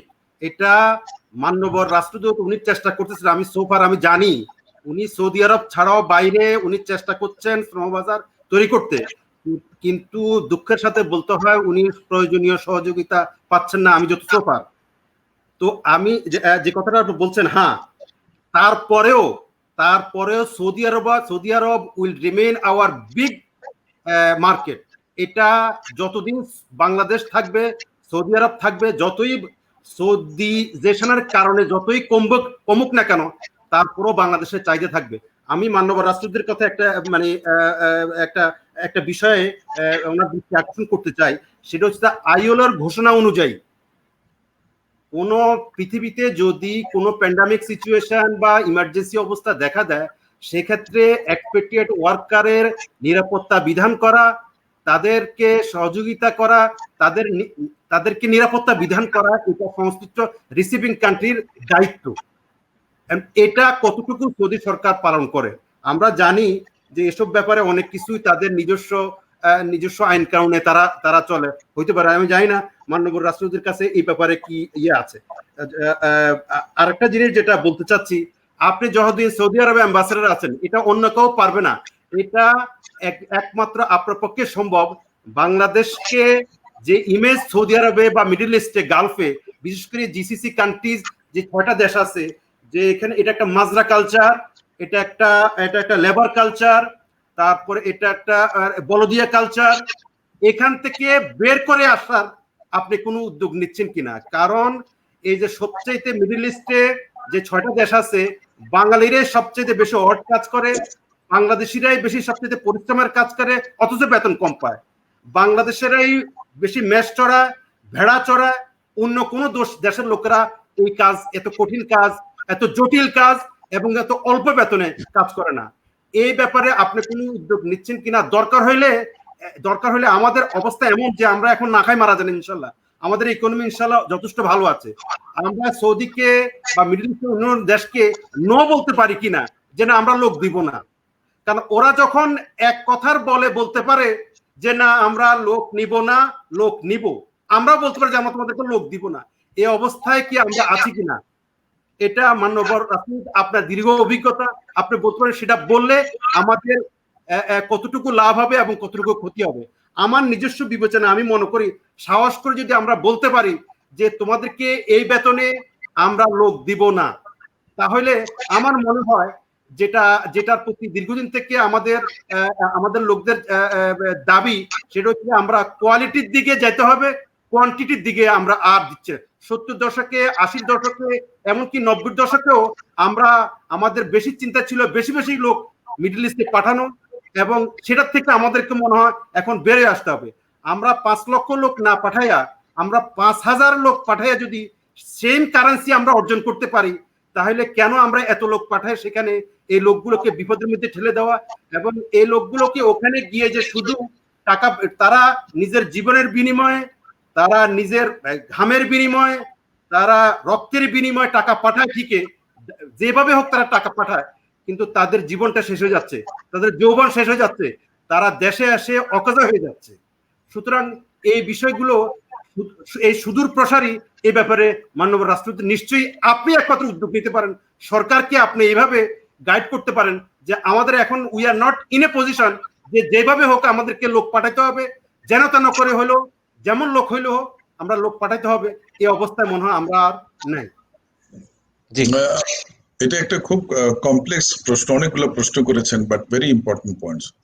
প্রথমত আপনি নিজেও কাতারে ছিলেন। কাতার, কুয়েত, ইউএই এবং সৌদি আরবের সাথে মেইন ডিফারেন্সটা হচ্ছে এখানে লোক আসার পিছে, বিরাট লোক আসার পিছে একে তো দেশ বড়, দ্বিতীয়ত আমাদের মানুষও সৌদি আরবে যখন কাজকর্ম করে একটা কমফোর্ট জোনে ছিল, এতদিন ছিল, যার জন্য কুয়েত যেরকম কিছুদিন আগে বলছে যে সব বিদেশিদের বের হয়ে যেতে হবে, ইউএই বলছে বিদেশি বের হচ্ছে, তাদের পার্লামেন্টে কথা হচ্ছে, কিন্তু সৌদি আরবের কিন্তু একজনও বলে নাই যে বিদেশিদের বের হয়ে যেতে হবে। বরঞ্চ আপনি জানেন কোভিড এই চিকিৎসায় রয়্যাল ফ্যামিলির প্রিন্স বা বড় বড় মন্ত্রী, মিনিস্টার, এমপি যারা যে সুরা কাউন্সিলের মেম্বার যে হসপিটালে চিকিৎসা নিচ্ছে, সেম হসপিটালে কিন্তু আমাদের তারা প্রবাসী ভাইদেরও চিকিৎসা দিচ্ছে। এখানে কিন্তু কোনো ডিফারেন্সিয়েট তারা করে না, এক নম্বর। তৃতীয়ত আপনি গিয়ে যেটা আপনি বললেন, এটা আমাদের এখন না, এটা অনেক আগে আমাদের চিন্তা করা উচিত ছিল যে যে আমরা কি ধরনের লোক পাঠাবো। এটা নিয়ে কোনোদিন আমি জানি না, এটা আগেই অ্যাড্রেস করা। যেরকম আমাকে মাননীয় প্রধানমন্ত্রী নিজে বলেছেন যে মসি 40 বছর আগেও ক্লিনার পাঠাতাম, তা এখনো ক্লিনার আসে, তো আমার উন্নতিটা কি হলো? কথাটা কিন্তু খুব মারাত্মক কথা মাননীয় প্রধানমন্ত্রী বলেছে। আপনি জানেন এখন কিন্তু কোনো ইন্ডিয়ান কোনো ক্লিনার আসে না, কোনো নেপালি ক্লিনার আসে না, কোন দেশের ক্লিনার আসে না, শুধু বাংলাদেশের ক্লিনার আসে। আজকে আপনি নিজেও আপনি ঢাকা থেকে দেখেন, সৌদি আরবের যদি একটা ভিসা, ক্লিনারের ভিসা অন্তপক্ষে 10 জনকে হাজির হয়ে যায় যে আমি সৌদি আরবে যাব। কিন্তু বাস্তবে অ্যাকচুয়ালি আপনি যেটা বললেন, একটা সময় আসে যখন ঘুরে দাঁড়াতে হবে যে না আমি এই রেটে যাব না বা এই কাজে আমি যাব না। যেরকম আপনাকে নেপাল, কিছুদিন আগে নেপালের অ্যাম্বাসেডর এবং তার 7 জন পার্লামেন্ট মেম্বার আমাদের অফিসে এসেছিলেন, এবং ওই যে খাদ্যামাদের বিষয়, নেপাল আমরা 800 রিয়েলে খাদ্যামা রাজি হয়ে গেলাম। নেপাল অ্যাম্বাসেডর বলেছে যে 1700 রিয়ালের 1 পয়সার নিচে আমার নেপাল থেকে খাদ্যামা আসবে না। এখনো গত 3 বছর ধরে ওরা খাদ্যামার প্রেশার আছে, কিন্তু ওরা বলেছে 1700 রিয়াল দিবা, মেডিকেল দিবা, তারপরে তুমি খাদ্যামা এলাও করবো, নাহলে করবো না। ওরা এমন একটা স্ট্যান্ড তারা যেতে পেরেছে, they can say no to the requirement. সৌদি আরব কিন্তু আপনার থেকে, আপনি একটা মানুষে বুঝতে হবে, সৌদি আরব কিন্তু আপনার থেকে জোর করে লোক আনতেছে না, কিন্তু যে তারা তোমার লোক দিতে হবে, এটা আমরাই ভলেন্টিয়ার করতেছি। এখন আমাদের স্ট্যান্ড নেওয়া উচিত যে আমরা কোন লোক পাঠাবো, কি রেটে পাঠাবো।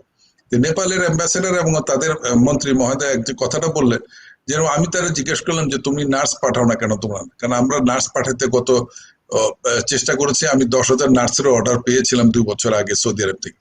তোরা বললো যে, নেপাল বললো যে নার্স, আমাদের নার্স আছে, কিন্তু নার্সের টার্গেট হচ্ছে তারা নিউজিল্যান্ড, অস্ট্রেলিয়া বা ইংল্যান্ডে যাওয়ার, সৌদি আরবে বা গালফে আসে কাজ করার তাদের না। তা আপনি চিন্তা করেন, নেপালের মতো কান্ট্রি, সেও তার নার্সদের আপনার এইখানে টার্গেট করছে না, সে নিউজিল্যান্ড, অস্ট্রেলিয়া, ইংল্যান্ডের টার্গেট করছে, এবং সে বলছে একটা নার্সও এখানে আসবে না, সব সেখানে। আমরা কেন পারি না? আমাদেরও তো ঘুরে দাঁড়াতে হবে। 40 বছর আগে ক্লিনার, এখনো ক্লিনার কেন আসবে? এই যে জিনিসটা আপনার প্রত্যেকটা রাজনীতি নেতৃত্ব তাদের এটা চিন্তা করা উচিত যে সোশ্যাল কস্টটা কি। এই যে আপনি বললেন যে সারাটা জীবন তার যৌবনটা শেষ করে আসে, আপনি আজকে আপনি মাউসে আপনি কাতারে ছিলেন, 50 ডিগ্রিতে কাজ করে, এটা অমানবিক একটা কাজ করা। আমরা মনে করি রেমিটেন্স দিচ্ছে, কিন্তু রেমিটেন্স যে এটা শুধু রেমিটেন্স না, এটা তার রক্ত সাপ্লাই করা হয়, রক্ত, ইট ইজ এ ব্লাড। 50 ডিগ্রিতে আপনার কাজ করা যে কি কষ্টকর, আমি তো এখানে 5 বছর থেকে গেলাম। আপনার কি ইটস এ ব্লাড। আপনি 3.5 বিলিয়ন না, এখান থেকে $7.5 বিলিয়ন পর্যন্ত যায় প্রতি বছর। কিন্তু আমাদের সব দলেরই আপনার এটা ভাবা একটা চিন্তার সময় আসছে যে আমরা কি করবো, এ হচ্ছে 1 নম্বর। দ্বিতীয়ত আপনি বলছেন অল্টারনেট মার্কেট, কারণ সৌদি আরবে এখন হচ্ছে কি 4টা জিনিস 5টা জিনিস আমি সবসময় বলি। আমি 1 বছর আগে এটা রিপোর্ট দিয়েছি ঢাকাতে, যে দেখেন এদের সাউদিজাইজেশন পলিসি আসছে, তেলের দাম $120 থেকে $30 নেমে আসছে, মাঝখানে তো $15 নেমেছে। আমি যখন আসছি তেলের দাম পানির দামের থেকে এখন এই 5 বছরের মধ্যে অলমোস্ট 3 গুণ বেড়ে গেছে। ইকোনমি এখন খুব খারাপ, আগের মতো ডেভেলপমেন্ট নাই। তো তারা নিজে ন্যাশনাল লোকদের চাকরি করবে। তৃতীয়ত হচ্ছে এখন সব জায়গায় তারা অটোমেশন করে ফেলছে, আগে রাস্তা ঝাড়ু দিত, এখন ট্রাক দিয়ে ঝাড়ু দেয়। তো সেখানে লোক এখন কমে গেছে, রোবট দিয়ে আপনার ক্লিনিং করছে। তো সেখানে আপনার তাদের এখন স্কিল লোক দরকার, আনস্কিল লোক আর একটা সময় আসবে তাদের আনস্কিল লোক প্রয়োজন হবে না। এইসব কারণে আমি রিপোর্ট দিচ্ছি, যার জন্য অনেক পেপারে জিনিসটা মিস কোট করেছে। বাট অ্যাকচুয়ালি আমাদের বাস্তবটা মেনে নিতে হবে, এখানে লুকোচুরি কিছু নাই যে 1 মিলিয়ন লোক 10 লক্ষ লোক ফেরত যাবে, তো কি হবে? এই 10 লক্ষ লোকের তো চাকরি দিতে হবে। প্রতি বছর বাংলাদেশের সরকারি হিসাবে 20 লক্ষ লোক লেবারের এন্ট্রি করতেছে মার্কেটে, এদের চাকরি কোথায়?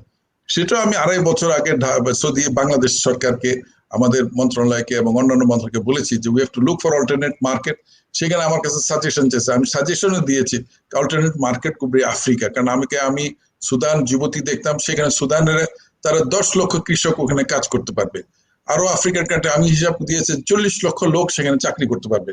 কারণ সাউথ আফ্রিকার মতো দেশ 3 লক্ষ বাংলাদেশি সেখানে আছে, সেখানে কিন্তু সরকারের কোনো কিছুই করেনি, তারপর 3 লক্ষ লোক চলে গেছে।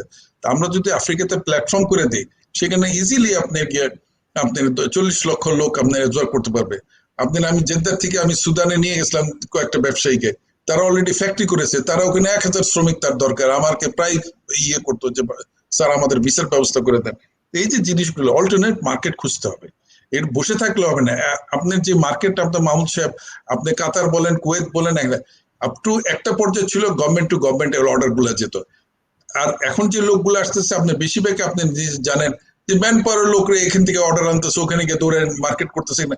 কিন্তু সেখানে একটা বিরাট ভূমিকা আমাদেরকে স্ট্রিমলাইন করতে। আমি সব ম্যান পাওয়ার এজেন্ট খারাপ বলবো না, আমি আমার জীবন অনেক ভালো ভালো ম্যান পাওয়ার এজেন্ট দেখেছি, তারা প্রফেশনাল, যারা একটা ফোন করলে সাথে সাথে রেসপন্ড করে কোনো সমস্যার সমাধান।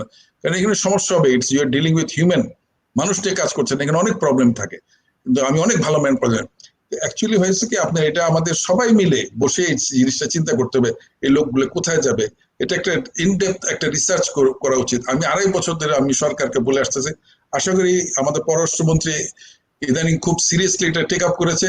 আমরা শীঘ্রই এটার কিছু ফলাফল আমরা পাবো, কারণ আমাদের নেক্সট যে হচ্ছে আপনার মার্কেট হচ্ছে আফ্রিকান কান্ট্রিজে, তাদের প্রচুর জায়গা জমি আছে, প্রচুর আপনার স্কোপ আছে। সেখানে সরকারের সাথে আমি আলাপ করেছি, তারা চাচ্ছে লোক, কিন্তু ওইখানে একটা প্রবলেম হয়েছে কি, ওখানে আমাদের ম্যান পাওয়ার লোকরা ঢুকে, যেন সুদানে তারা লোক পাঠিয়ে তারা ওই লিবিয়া হয়ে ইয়েতে পাঠিয়ে দিচ্ছে, ইউরোপে। তা আমাকে ওদের রাষ্ট্রপ্রধান বলেছে যে I don't want masters or bachelor degree workers, I want যারা রিয়েল ফার্মার্স। কারণ মাস্টার ডিগ্রি আর তারা তো আর কৃষি কাজ করতে আসে না, তারা ওই বর্ডার ক্রস করে চলে যায়। এই জিনিসগুলো আমাদের সরকারি ভাবে এটা একটা সিস্টেম আনা উচিত, এবং বর্তমান মাননীয় পররাষ্ট্রমন্ত্রী এবং পররাষ্ট্র সচিব এটা ব্যাপারে খুব সিরিয়াস ইনিশিয়েটিভ নিয়েছে। আশা করি ইনশাল্লাহ সামনে খুব শীঘ্রই রেজাল্ট পাবো। কিন্তু আমি মনে করি 8 বছর আগে যখন নিয়েছিলাম তখনই এটা অ্যাড্রেস করা উচিত ছিল, কারণ এরকম সিচুয়েশন একটা আছে। কারণ একটা মনে রাখবেন, আমাদের ফরেন সার্ভিসের বা ফরেন যারা দূতাবাস আছে তাদের একটা ডিউটি হচ্ছে সবসময় ফোকাস থাকা এবং সামনে কি ঘটতে যাচ্ছে এটা হেডকোয়ার্টারে জানানো। তা আমরা সেভাবে আমরা জানিয়েছি যে এরকম একটা হতে যাচ্ছে। তো হেডকোয়ার্টার মানে কি, আমাদের ঢাকার তো সেইভাবে জিনিসগুলো অ্যাড্রেস করা উচিত আমি মনে করি, আর একটু সচেষ্ট হওয়া উচিত। আমি এটা সবার দায়িত্ব, এটা শুধু খালি মন্ত্রী সচিব বা মন্ত্রণালয়, এটা রাজনীতি ব্যক্তিত্ব বা সোশ্যাল সিভিল সোসাইটি বা এনজিও সবাই মিলে এই কাজটা করা উচিত। এবং এটা নিয়ে আমাদের ভেদাভেদ করলে হবে না, রাগারাগি করলে হবে না, মতভেদ এটা এটা আর আপনি যেটা একটু মাহমুদ সাহেব বললেন, সোশ্যাল কস্টটা আমাদের ক্যালকুলেট করা উচিত, যে একটা লোক যে তার সারা জীবনের যৌবন এখানে শেষ করে দিয়ে যায়, শেষ বয়সে যে ও কত টাকা নিয়ে যাচ্ছে, কি নিয়ে যাচ্ছে, ইন এক্সচেঞ্জ অফ হোয়াট, এটাও একটা হিসাব করা উচিত। এবং আমি মনে করি social cost is very high এই ফর দিস, যারা এই নিচের ক্যাটাগরিতে আসে। ধন্যবাদ আপনাকে। স্যার, আপনাকে অসংখ্য ধন্যবাদ। আপনি যখন কথাগুলো বলছিলেন আমাদের সাথে অনেক প্রবাসী ভাই কিন্তু প্রত্যেকটা কথার সাথে সহমত দিয়ে গেলেন যে এটি যুক্তিসঙ্গত কথা। স্যার, আমি দেখতেছিলাম যে আপনি এখন অফিসে বসে আছেন, রাত প্রায় 10টা বাজে। আমরা ইতিমধ্যে 1 ঘন্টা আলোচনা শেষ করছি। আমি ছোট্ট 3টা প্রশ্ন রাখবো স্যার, এগুলো দিয়ে আমরা শেষ করবো। আর আমি আমাদের সকল প্রবাসী ভাইদেরকে একটা কথা বলতে চাই যে জনাব গোলাম মসজিদ সাহেব আপনি আজকে আমাদের সাথে আছে। আজকের অনুষ্ঠানটা একটু অন্যভাবে শেষ হবে। স্যার কিন্তু বারবার করে বলছিলেন যে আমি 5টা বছর এখানে শেষ করে যাচ্ছি এবং খুব কাছ থেকে প্রবাসীদেরকে দেখেছি। আসলে তো আমরা মনে করি যে মাননীয় রাষ্ট্রদূত উনি হয়তো একটু রুড বা আমাদের সাথে কথা বলে না। স্যার, আজকে কিন্তু শেষটা হবে একটু অন্যভাবে, যে আমরা দুটি স্মরণীয় মুহূর্ত, খুবই কষ্টের এবং খুবই আনন্দের দুটি বিষয় কিন্তু আজকে প্রবাসীদের সাথে আপনি শেয়ার করবেন স্যার, সেটা দিয়ে আমরা বিদায় নিব। তার আগে স্যার ছোট্ট 3টি প্রশ্ন। প্রথমটা হচ্ছে স্যার, যে একটু যে বিষয়টা বলতে চাই সেটা হচ্ছে যে এই মুহূর্তে আপনি জানেন যে স্যার দীর্ঘ প্রায় 3 মাসেরও বেশি সময় লকডাউন, তারপরে হচ্ছে আমাদের বিভিন্ন প্রবাসী ভাইদের কাজ না থাকার কারণে অনেকগুলো পাসপোর্ট স্যার ইতিমধ্যে আপনার এক্সপায়ার হয়ে গেছে। সেটার জন্য আপনি বলেছিলেন যে রিয়াদে আপনি দিচ্ছেন, এবং জেদ্দাতে আপনি বলছিলেন যে যেন 1 বছরের জন্য মেয়াদ করে দেওয়া হয়, যেন এই প্রবাসী ভাইরা তাদের বিচারটি বাঁচাতে পারে। প্রশ্ন স্যার, এখন আমি একটু জেদ্দায় ফিরে আসতে চাই যে গত 2-3 দিন থেকে প্রচুর সংখ্যক প্রবাসী ভাইদেরকে আমরা দেখতে পাচ্ছি যে আপনার প্রায় 1-2 হাজার প্রবাসী ভাই আপনার বাইরে দাঁড়ানো অবস্থায় আছেন, এবং এখানকার প্রশাসনের লোকও কিন্তু তাদেরকে ভিতরে প্রবেশ করতে হিমশিম খাচ্ছে। বা এখন আমরা ভিতরে গিয়ে এখানে যারা আছেন আমাদের অফিসারদের সাথে কথা বললাম, সেখানে যে বিষয়টা বলা হচ্ছে যে একসাথে অনেকগুলো লোক চলে আসছেন এবং যে পাসপোর্ট গুলো বাংলাদেশ থেকে আসছে সেগুলো রেডি করে দিতে একটু সমস্যা হচ্ছে। স্যার, কথাটি এই জন্য বলতে চাই যে ভোগান্তিটা স্যার, এই যে বাইরে বসে অনেকগুলো প্রবাসী দাঁড়িয়ে আছে, প্রায় কয়েক হাজার প্রবাসী, কিন্তু তিনি জানেন না যে আদৌ সে আজকে ভিতরে ঢুকতে পারবে কিনা। আপনি দেখবেন যে ভোর 5টা এসে সিরিয়াল দিয়ে সে দাঁড়িয়ে আছে, ওই আপনার বিকাল 4টার সময় দেখা গেল যে গেট ক্লোজ হয়ে গেল, তারা 300 বা 500 জনকে সার্ভিস দিল। এখন স্যার এই ভোগান্তিটা কমানোর জন্য আমরা দেখেছি যে পাকিস্তান বা অন্যান্য দেশে কিন্তু এই পাসপোর্ট ডেলিভারিটা কিন্তু আপনার 20 টাকা বা 30 রিয়াল কিন্তু বাড়তি ফি নিয়ে হোম ডেলিভারিও দেওয়া হচ্ছে। এক্ষেত্রে স্যার আমাদের কি কোনো পদক্ষেপ নেওয়া যায় না স্যার, যে কনসুলেটে আসতে হবে কেন স্যার, যে আমরা যদি 170 টাকার সাথে যদি 20 টাকা অ্যাড করে দিই, যে 190 টাকা আপনি হোম ডেলিভারি পেয়ে যাবেন, আপনাকে এসে লাইন ধরতে হচ্ছে না, বাসায় দেওয়া যায়। আরেকটা বিষয় স্যার, এই যে লোকগুলো যে আপনার বাইরে দাঁড়িয়ে আছে সেটাকে যদি অন্যভাবে করা যায়, আমাদের দূতাবাস বা কনসুলেটে যদি একটা টোকেন সিস্টেম যদি করা হয় যে আজকে আমরা এতগুলো লোককে 30 জনকে বা 35 জনকে আমরা সার্ভিস দিতে পারবো আমাদের যে জনবল আছে, তাহলে কিন্তু স্যার বাকি 100 বা 200 মানুষ কিন্তু অপেক্ষা করবে না। আসলে স্যার এই প্রশ্নটি হচ্ছে একটু হয়রানি হচ্ছে স্যার, এটাকে কিভাবে কমিয়ে আনা যায় স্যার। এবং আরেকটা প্রশ্ন আমার কাছে বলতে চাই যে রিয়াদ দূতাবাসের অধীনস্থ শহরগুলোতে কিন্তু ইডিসির কার্যক্রম কিন্তু আছে, সেটা জেদ্দাতে নেই স্যার। এখন নাজরান থেকে আসতেছে, জিজান থেকে আসতেছে স্যার।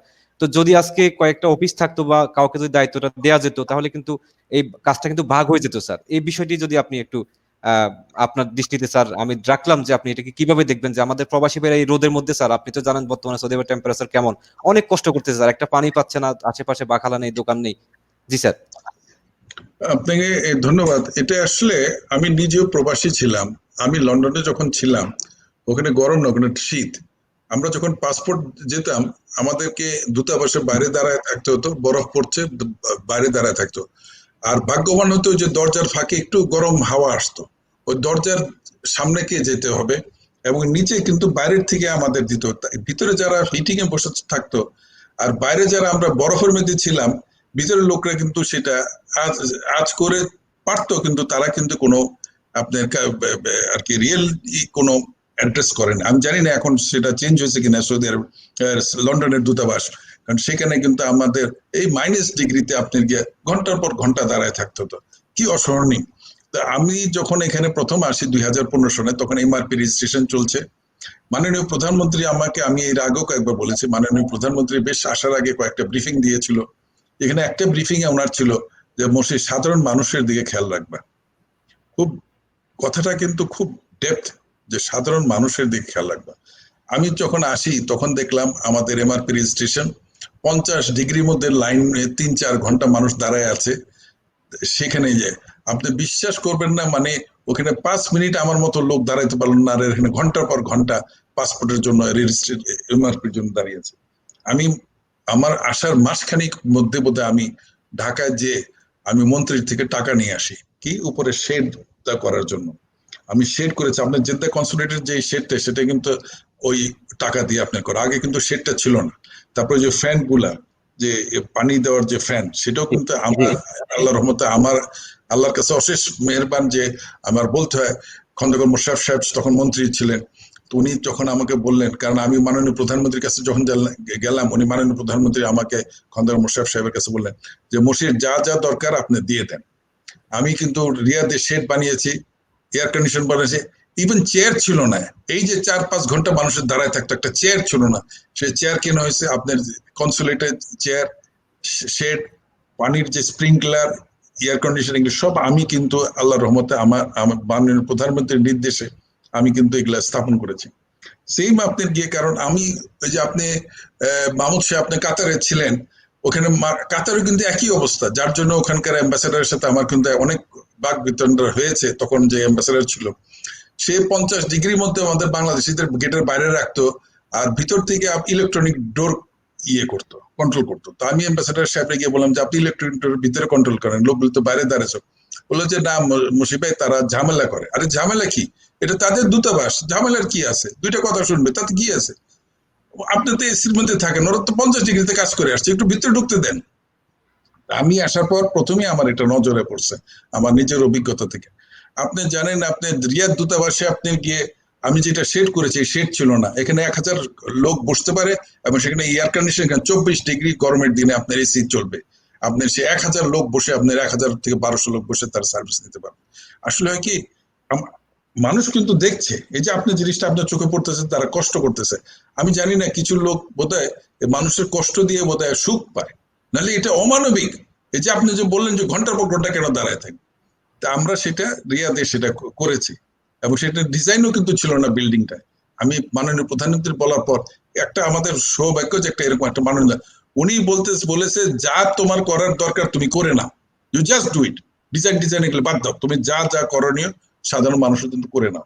আমারও সেইভাবে ফান্ড দিয়েছে, আমি করে নিয়েছি, আলহামদুলিল্লাহ, আল্লাহর কাছে শুকরিয়া। কারণ একটা জিনিস আমি এর আগেও বলেছি, আমি যে 5 বছর থেকে গেলাম, আমার কিন্তু এই কালেও উত্তর না দিলে পরকালে কিন্তু আমার প্রত্যেকটা কাজের জন্য আমার পরকাল আল্লাহর রব্বুল আলমিনের কাছে আমার জবাবদিহিতা করতে হবে। তা আমি সেটা আপনার কথা ফিল করি। আমি আজকে 2 বছর ধরে ইডিসি করেছি, আপনার ইস্টার্ন প্রভিন্সের দাম্মাম, জুবাল, এরকম 7টা-8টা জায়গা আমি ইডিসি করেছি। সকাল 9টা থেকে রাত্র 11টা পর্যন্ত যে কোনো লোক পাসপোর্টের জন্য যেতে পারে। একটা লোক আমি নিজে এসে দেখেছি যে সে আপনি আর থেকে আসতে লাগে এখানে 17 ঘন্টা। সে এসে এখানে থেকে একটা হোটেলে থাকতে হয়, তারপরে এমবিসিতে লাইন দিতে হয়, তারপরে আপনি আবার একদিন ফিরে, তার 3 থেকে 4 দিন তার কাজ তার নষ্ট হয়। ছুটি নিয়ে আসতে হয়, সেই ছুটির টাকা পায় না। তখন আমি ইডিসির দায়িত্ব নিলাম, এবং এটাও কিন্তু মাননীয় প্রধানমন্ত্রীর একটা programme, EDC expected digital centre, যে আমাদের কাজটা ওদের কাছে পৌঁছে দেওয়ার। আমি সেন্ট্রাল রিজনে, আমি ইস্টার্ন রিজনে করেছি। আমি এটা ওয়েস্টার্ন রিজনে কনসাল জেনারেলের উপর দায়িত্ব ছিল, কিন্তু তারা নানান কারণে এই জিনিসটা করতে পারে নাই। তো আমি প্রবাসী আমাদের ফরেন মিনিস্টার সাহেবরে বললাম যে স্যার এরকম অসুবিধা, তো উনি বললেন তুমি আইন টাইন দেখো না, তুমি করে ফেলো, আপনি জেনে খুশি হবেন। আর আমি যদি আরো আগে করতে পারতাম আমি নিজে খুব ভালো ফিল করতাম। আমার অলরেডি পারমিশন আমাকে দিয়েছে, দায়িত্ব দিয়েছে যখন 6টা করার, জেদ্দাতে, মক্কায়, হাফেরুল বাতান, নাজরান, জিজান। আপনি নিজে জানেন একটা লোক একটা পাসপোর্টের জন্য নাজরান থেকে আসতে হবে, তার মানে 3টা থেকে 4টা দিন তার নষ্ট হবে। আর সেখানে যদি ইডিসিটা থাকে 30 রিয়াল 40 রিয়াল ফিজ নিবে, কিন্তু এই লোকটার তো 400-500 রিয়াল থেকে সে বেঁচে গেল। আপনি জানেন প্রথমে আপনি গিয়ে দেখতে হবে, আপনার প্রত্যেকটা সৌদি যারা এখানে কাজ করে মানি ব্যাগটা হয়তো পকেটে রাখে, কিন্তু পাসপোর্টটা কিন্তু বুকের মধ্যে রাখে। পাসপোর্ট আর আকামা, তার কাছে পাসপোর্ট আর আকামা ইজ মোর ইম্পর্টেন্ট দেন তার মানি ব্যাগ। এটা আপনি খেয়াল করে দেখবেন। আর সেই পাসপোর্ট আর সার্ভিস তারা তো বিনা পয়সা নিচ্ছে না, তারা পেমেন্ট করতেছে। তারপরে কেন সে আপনার লাইনে দাঁড়াইতে হবে, কেন রোদ্রে দাঁড়াইতে হবে, কেন তার এই কষ্ট পোহাতে হবে? এইগুলো 1 নম্বর। আমি ইডিসিতে আপনাদের নিশ্চিত করতে পারি ইনশাল্লাহ আপনার 1 মাসের মধ্যে আমি যাওয়ার আগে আমি চেষ্টা করবো জেদ্দা, মক্কা এবং ইয়েতে 2-1টা জায়গা যাতে আমি শুরু করে যেতে পারি। আপনারা দোয়া করবেন আমি যাতে শেষ করে যেতে পারি 3-4টা জায়গায়, কারণ মানুষের যে কি কষ্ট সেটা আমি নিজে ফিল করি। 1 নম্বর। দ্বিতীয়ত আপনার আরেকটা প্রশ্ন ছিল আপনার পাসপোর্টে সিল। পাসপোর্টে এমআরপি সিল পাসপোর্টে দেওয়া এটা বেআইনি, এটা হচ্ছে বাস্তব। আমাকে অনেকবার ওয়ার্নিং দিছে যে আপনি কেন সিল দিচ্ছেন। আরে ভাই আপনি পাসপোর্ট ঢাকার থেকে সাপ্লাই করতে পারেন অন টাইম, তা আমি এই লোকটা পাসপোর্টের জন্য তো আকামা রিনিউ করতে পারতেছে না। আমি যদি একটা বেআইনি সিলও দেই, সে যদি ওই সিলের পরিপ্রেক্ষিতে সৌদিরা কিন্তু আকামা রিনিউ করে দিচ্ছে, তো অসুবিধাটা কোথায়? কিন্তু আমাকে কয়েকবার ওয়ার্নিং দেওয়া হয়েছে যে আপনি এটা পারেন না। আমি বলছি আমি করে যাবো, কারণ আমার মানুষের আমার ভাইদের স্বার্থ দেখতে হবে। আমার আপনার ল দেখলে আমার হবে না। আমি কিন্তু আপনি জানেন আমি রিয়াদে অলরেডি 2 বছর ধরে 1.5 বছর ধরে আমি কিন্তু পাসপোর্টে হাতে সিল দেওয়া শুরু করেছি। কারণ একটা যদি সিলে যদি তার যদি আকামাটা রিনিউ হয় তাহলে অসুবিধাটা কোথায়? নাহলে তার চলে যেতে হবে দেশে, দেশে চলে যেতে একটা বেকার একটা লোক মানে 10টা ছেলে মেয়ের ওয়াইফ তার বাপ মার একটা ভরণ পোষণের একটা অনিশ্চয়তার মধ্যে পড়ে যাবে। তা আমি এটা করেছি। আমার বিশ্বাস এটা ছিল যে আমাকে যতই ওয়ার্নিং দেও মাননীয় প্রধানমন্ত্রীর কাছে আমার জবাবদিহিতা করতে পারে, কারণ উনি জানে উনি সাধারণ মানুষের প্রধানমন্ত্রী, উনি সাধারণ মানুষের সুখ দুঃখটা বুঝে। আমার এতটুকু সাহস ছিল যে আমি বেআইনি কাজটা যদিও করেও থাকি আমার মাননীয় প্রধানমন্ত্রী আমার কাছে হিসাব চাইবে না, কারণ ওনার কাছে মেইন হচ্ছে সাধারণ মানুষের। আমাকে 5 বছর আগে বলেছে সাধারণ মানুষের দিকে খেয়াল রাখবে, তা আমি সাধারণ মানুষের এবং সৌদিরা এটা মেনে নিচ্ছে। সৌদিরা তো কোনোদিন আমার বলতেছে না যে তুমি কেন এটা করতেছো। সৌদিরা বলেছে যে যতদিন এটা কারণ তারাও বুঝতে পারছে যে আমরা বলে আমরা 3 মাসের মধ্যে পাসপোর্ট দিতে পারতেছি না, এই লোকটাকে 3 মাসের মধ্যে কিভাবে বসে থাকবে। ইন্ডিয়ান এমবাসিতে পাসপোর্ট এখানে ছাপায়, তাদের এমবাসি দূতাবাসের ভিতরে ছাপায়, আমার ঢাকার থেকে ছাপায় নিয়ে আসতে। তবে এখন সিস্টেম অনেক উন্নত হয়েছে, মাসখানেকের মধ্যে আপনার গিয়ে চলে আসে পাসপোর্ট। ইনশাল্লাহ আমরা মনে করি ইনশাল্লাহ সিস্টেমটা আপনার একটু, আমি সত্যি দুঃখিত এবং লজ্জিত, মানুষের অনেক কষ্ট হচ্ছে, আশা করি ইডিসি গুলো হয়ে গেলে অনেক মানুষের সুবিধা হবে এবং তাদের এই যে দিনের পর দিন 3-4 দিন নষ্ট করে আসতে হবে এবং কনসুলেটের সামনে দাঁড়ায় থাকতে। আপনি রিয়াদের ইডিসি দেখেন, এয়ার কন্ডিশন ইডিসি, সকাল থেকে রাত্র 11টা পর্যন্ত, অফিস টাইমের পর যে কোনো লোক কাজের পর গিয়ে তারা ইডিসি নিয়ে আসতেছে এবং মানুষ 30-40 রিয়াল দিতে কিন্তু কোনো কার্পণ্য করতে পারছে না, কারণ তার এমবেসি রিয়াদ থেকে যদি এমবেসিতে দূতাবাসে আসতে যেতে তার 40-50 রিয়াল ট্যাক্সি ভাড়া দিতে হয়। তো সেইখানে মানুষদের আপনার ইয়ে যেটা আমি বলবো যে আমরা চেষ্টা করছি, ইনশাল্লাহ আপনার দোয়া করবেন, কারণ আমি যেটা আগে বললাম যে আমার প্রত্যেকটা কাজের জন্য আল্লাহর কাছে জবাবদিহিতা আমার করতে হবে। আমি যাতে আল্লাহর কাছে জব যেটা কম করতে হয় আপনারা আমার জন্য দোয়া করবেন। আমি শেষ দিন পর্যন্ত এখানে যতদিন আল্লাহ আমাকে রেখেছে, আমি যদিও চলে যাচ্ছি খুব শিগগিরই, তারপর আমি চেষ্টা করবো আমি যতদিন এখানে থাকি মানুষের যাতে সুযোগ সুবিধা যতটুকু আপনার গিয়ে করার আমি চেষ্টা করে যাবো ইনশাল্লাহ। আপনাদের দোয়া থাকলে অবশ্যই আমি সফল হব ইনশাল্লাহ। ধন্যবাদ স্যার। স্যার আপনার এই কথাটি আমাদের প্রশ্ন, মাহমুদ ভাই একটা সেকেন্ড আপনাকে দিচ্ছি ফ্লোরটা, আপনিই নেবেন এখন। সেটা হচ্ছে যে আমাদের এই প্রবাসীদের ভোগান্তির মূল যে জায়গাটি সেটি কিন্তু আপনি ইতিমধ্যে বলে দিয়েছেন। আমার 3টি প্রশ্নের মধ্যে স্যার 2টি প্রশ্ন আপনি শেষ করে দিয়েছেন, আমার একটা প্রশ্ন অটোমেটিকলি আপনি উত্তর দিয়ে দিয়েছেন। তো আমাদের অনুরোধ থাকবে যে আপনি যাওয়ার আগে রিয়াদের ওই অঞ্চলের মতো করে জেদ্দার আমাদের যে সকল পশ্চিমাঞ্চলে এগুলো স্যার যদি খোলা যায় তাহলে কিন্তু এই প্রবাসীদের ভোগান্তি কমে যাবে এবং কনসুলেটের উপর কিন্তু চাপটা কিন্তু অনেকটা কমে যাবে। এখানে কিন্তু কেউ এসে আর এই যে কষ্ট হয়রানির কথা বলছি, অনেকে কিন্তু আপনাকে বলছেন যে স্যার আপনি এটি যাওয়ার আগে অবশ্যই করে যাবেন। মাহমুদ ভাই আপনার কাছে যেতে চাই, আপনি অনেকক্ষণ থেকে কিছু বলতে যাচ্ছিলেন, ক্ষমা করবেন প্লিজ। মাননীয় রাষ্ট্রদূত যা বলছেন, মানুষকে অবশ্যই মানুষ আশ্বস্ত হয়েছে বলে আমি মনে করি। আমি যে কথাটা একটু আগে আপনি বলছেন যে প্রবাসীদের ভোগান্তি, আমার মনে হয় প্রবাসীদের ভোগান্তি এটা কিছুটা নিয়তিও। কেন এই যে ভোগান্তি, তাদের দুর্দশা, তাদের দুর্গতি, এটার মীর মোশাররফ হোসেনের আপনারা একটা উপন্যাস আছে এই কারবালা বিষাদ সিন্ধু। আমাদের প্রবাসীদের যদি দুঃখ দুর্দশা নিয়ে শোকগাথা লেখেন, বিশেষ করে মিডল ইস্টের, তাও এই মীর মোশাররফ হোসেনের বিষাদ সিন্ধুকে হার মানাবে। তারপরেও আমাদের প্রবাসীরা তাদের জীবনের বিনিময়ে, তাদের রক্তের বিনিময়ে, তাদের গ্রামের বিনিময়ে, যেটা একটু আগে মাননীয় রাষ্ট্রদূত বলছেন যে তারা ব্লাড দিচ্ছে, ব্লাড, ডাইরেক্ট ব্লাড, এই ব্লাডের বিনিময়ে বাংলাদেশের অর্থনীতি আজ দাঁড়িয়ে আছে। ওই আমাদের গান আছে না যে এক সাগর রক্তের বিনিময়ে বাংলার স্বাধীনতা আনলে যারা, আমরা তোমাদের ভুলবো না। আমরা এই প্রবাসীদেরকে এটা বলা ছাড়া আমরা তাদেরকে জন্য আসলেও সেই অর্থে কিছুই করতে পারবো না যে তোমাদেরকে আমরা ভুলবো না, তোমাদের কারণে আমরা বেঁচে আছি, তোমাদের কারণে বাঙালিরা বেঁচে আছে, বাংলাদেশের পরিবার বেঁচে আছে, সরকার বেঁচে আছে, তোমাদের টাকা পাঠানোর কারণে আমাদের হার্ড কারেন্সি বাংলাদেশ ব্যাংকে জমা হচ্ছে, সেই টাকা দিয়ে বাংলাদেশের উন্নয়ন কর্মকাণ্ড চলছে। মোট কথা আমাদের তিনটা সেক্টর, একটা হলো ফরেন রেমিটেন্স, আমাদের এগ্রিকালচার, আমাদের পোশাক শিল্প, এই তিনটা সেক্টর বাংলাদেশকে টিকিয়ে রেখেছে। সর্বশেষ যে কথাটা, আপনার সময় আছে, আমি এক মিনিট শেষ করুন, সমস্যা। আর একটা বিনয়ের সাথে জানতে চাচ্ছি, যেটা নিয়ে গত এক মাস যাবত বা এই করোনা প্যান্ডামিকের আগেই যথেষ্ট ঢাকাতে আলোচিত হচ্ছিল, পত্রপত্রিকা, বিভিন্ন সোশ্যাল মিডিয়াতে, প্রচুর বাঙালি মহিলা, বাংলাদেশি মহিলা সেখানে কাজ করে, তারা নির্যাতিত হচ্ছে, নিগৃহীত হচ্ছে, তারা বেতন পাচ্ছে না, এবং তাদের করুণ কাহিনী এটা আমাদের পত্রপত্রিকাতে, সোশ্যাল মিডিয়াতে ব্যাপকভাবে ভাইরাল হয়েছে, এটা দেখেছি আমরা। আমাদের পার্লামেন্ট এটা নিয়ে বিতর্ক হয়েছে।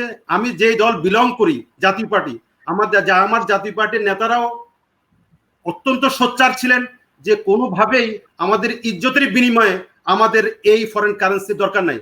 আমাদের মেয়েরা, আমাদের মা, আমাদের বোন, তাদেরকে সেখানে যে নির্যাতন করা হচ্ছে, নিগৃহীত করা হচ্ছে, এটার ব্যাপারে মাননীয় রাষ্ট্রদূত আপনি যদি একটা উদ্যোগ নিয়ে যান, আমার মনে হয় আমরা এখনো, একটু আগে যেটা আমি বলছি যে আমরা কালচার, বলদিয়া কালচার, আমরা মাজরা কালচার, এটা থেকে বেড়ে আসতে হবে আমাদেরকে।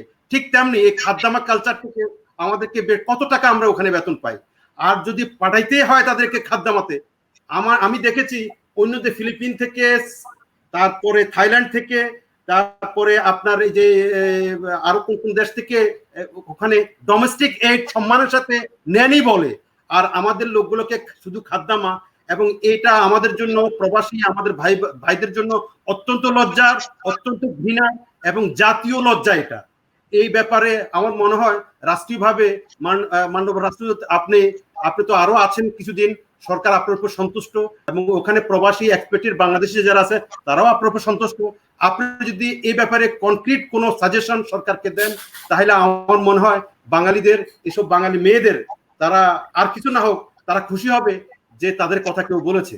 আর একটা কথা বলি, কিছু কিছু লোক মনে করে বাংলাদেশের থেকে যে এটা সর্বোচ্চ লেভেলে, রাষ্ট্রীয় লেভেলে, যে বিশেষ করে মহিলাদের ব্যাপারে যে অন্যায়গুলো করা হয়েছে বা করা হচ্ছে, যেটা অনেক খুবই সেন্সিটিভ, এটা সর্বোচ্চ মহল থেকে, রাষ্ট্রপ্রধান লেভেল থেকে যদি এটার ব্যাপারে বিভিন্ন ফোরামে বা স্টেট লেভেলে যখন সর্বোচ্চ সামিট হয়, সেখানে আলোচনা হইলে ভালো হইতো, বা হইলে হয়তো বা আমাদের এই সমস্যাটা থাকতো না। এটা অনেকে আলাপ করছে ঢাকাতে, আমি শুনছি, আমার কাছে এই ধরনের আলাপ আমার কানে এসছে।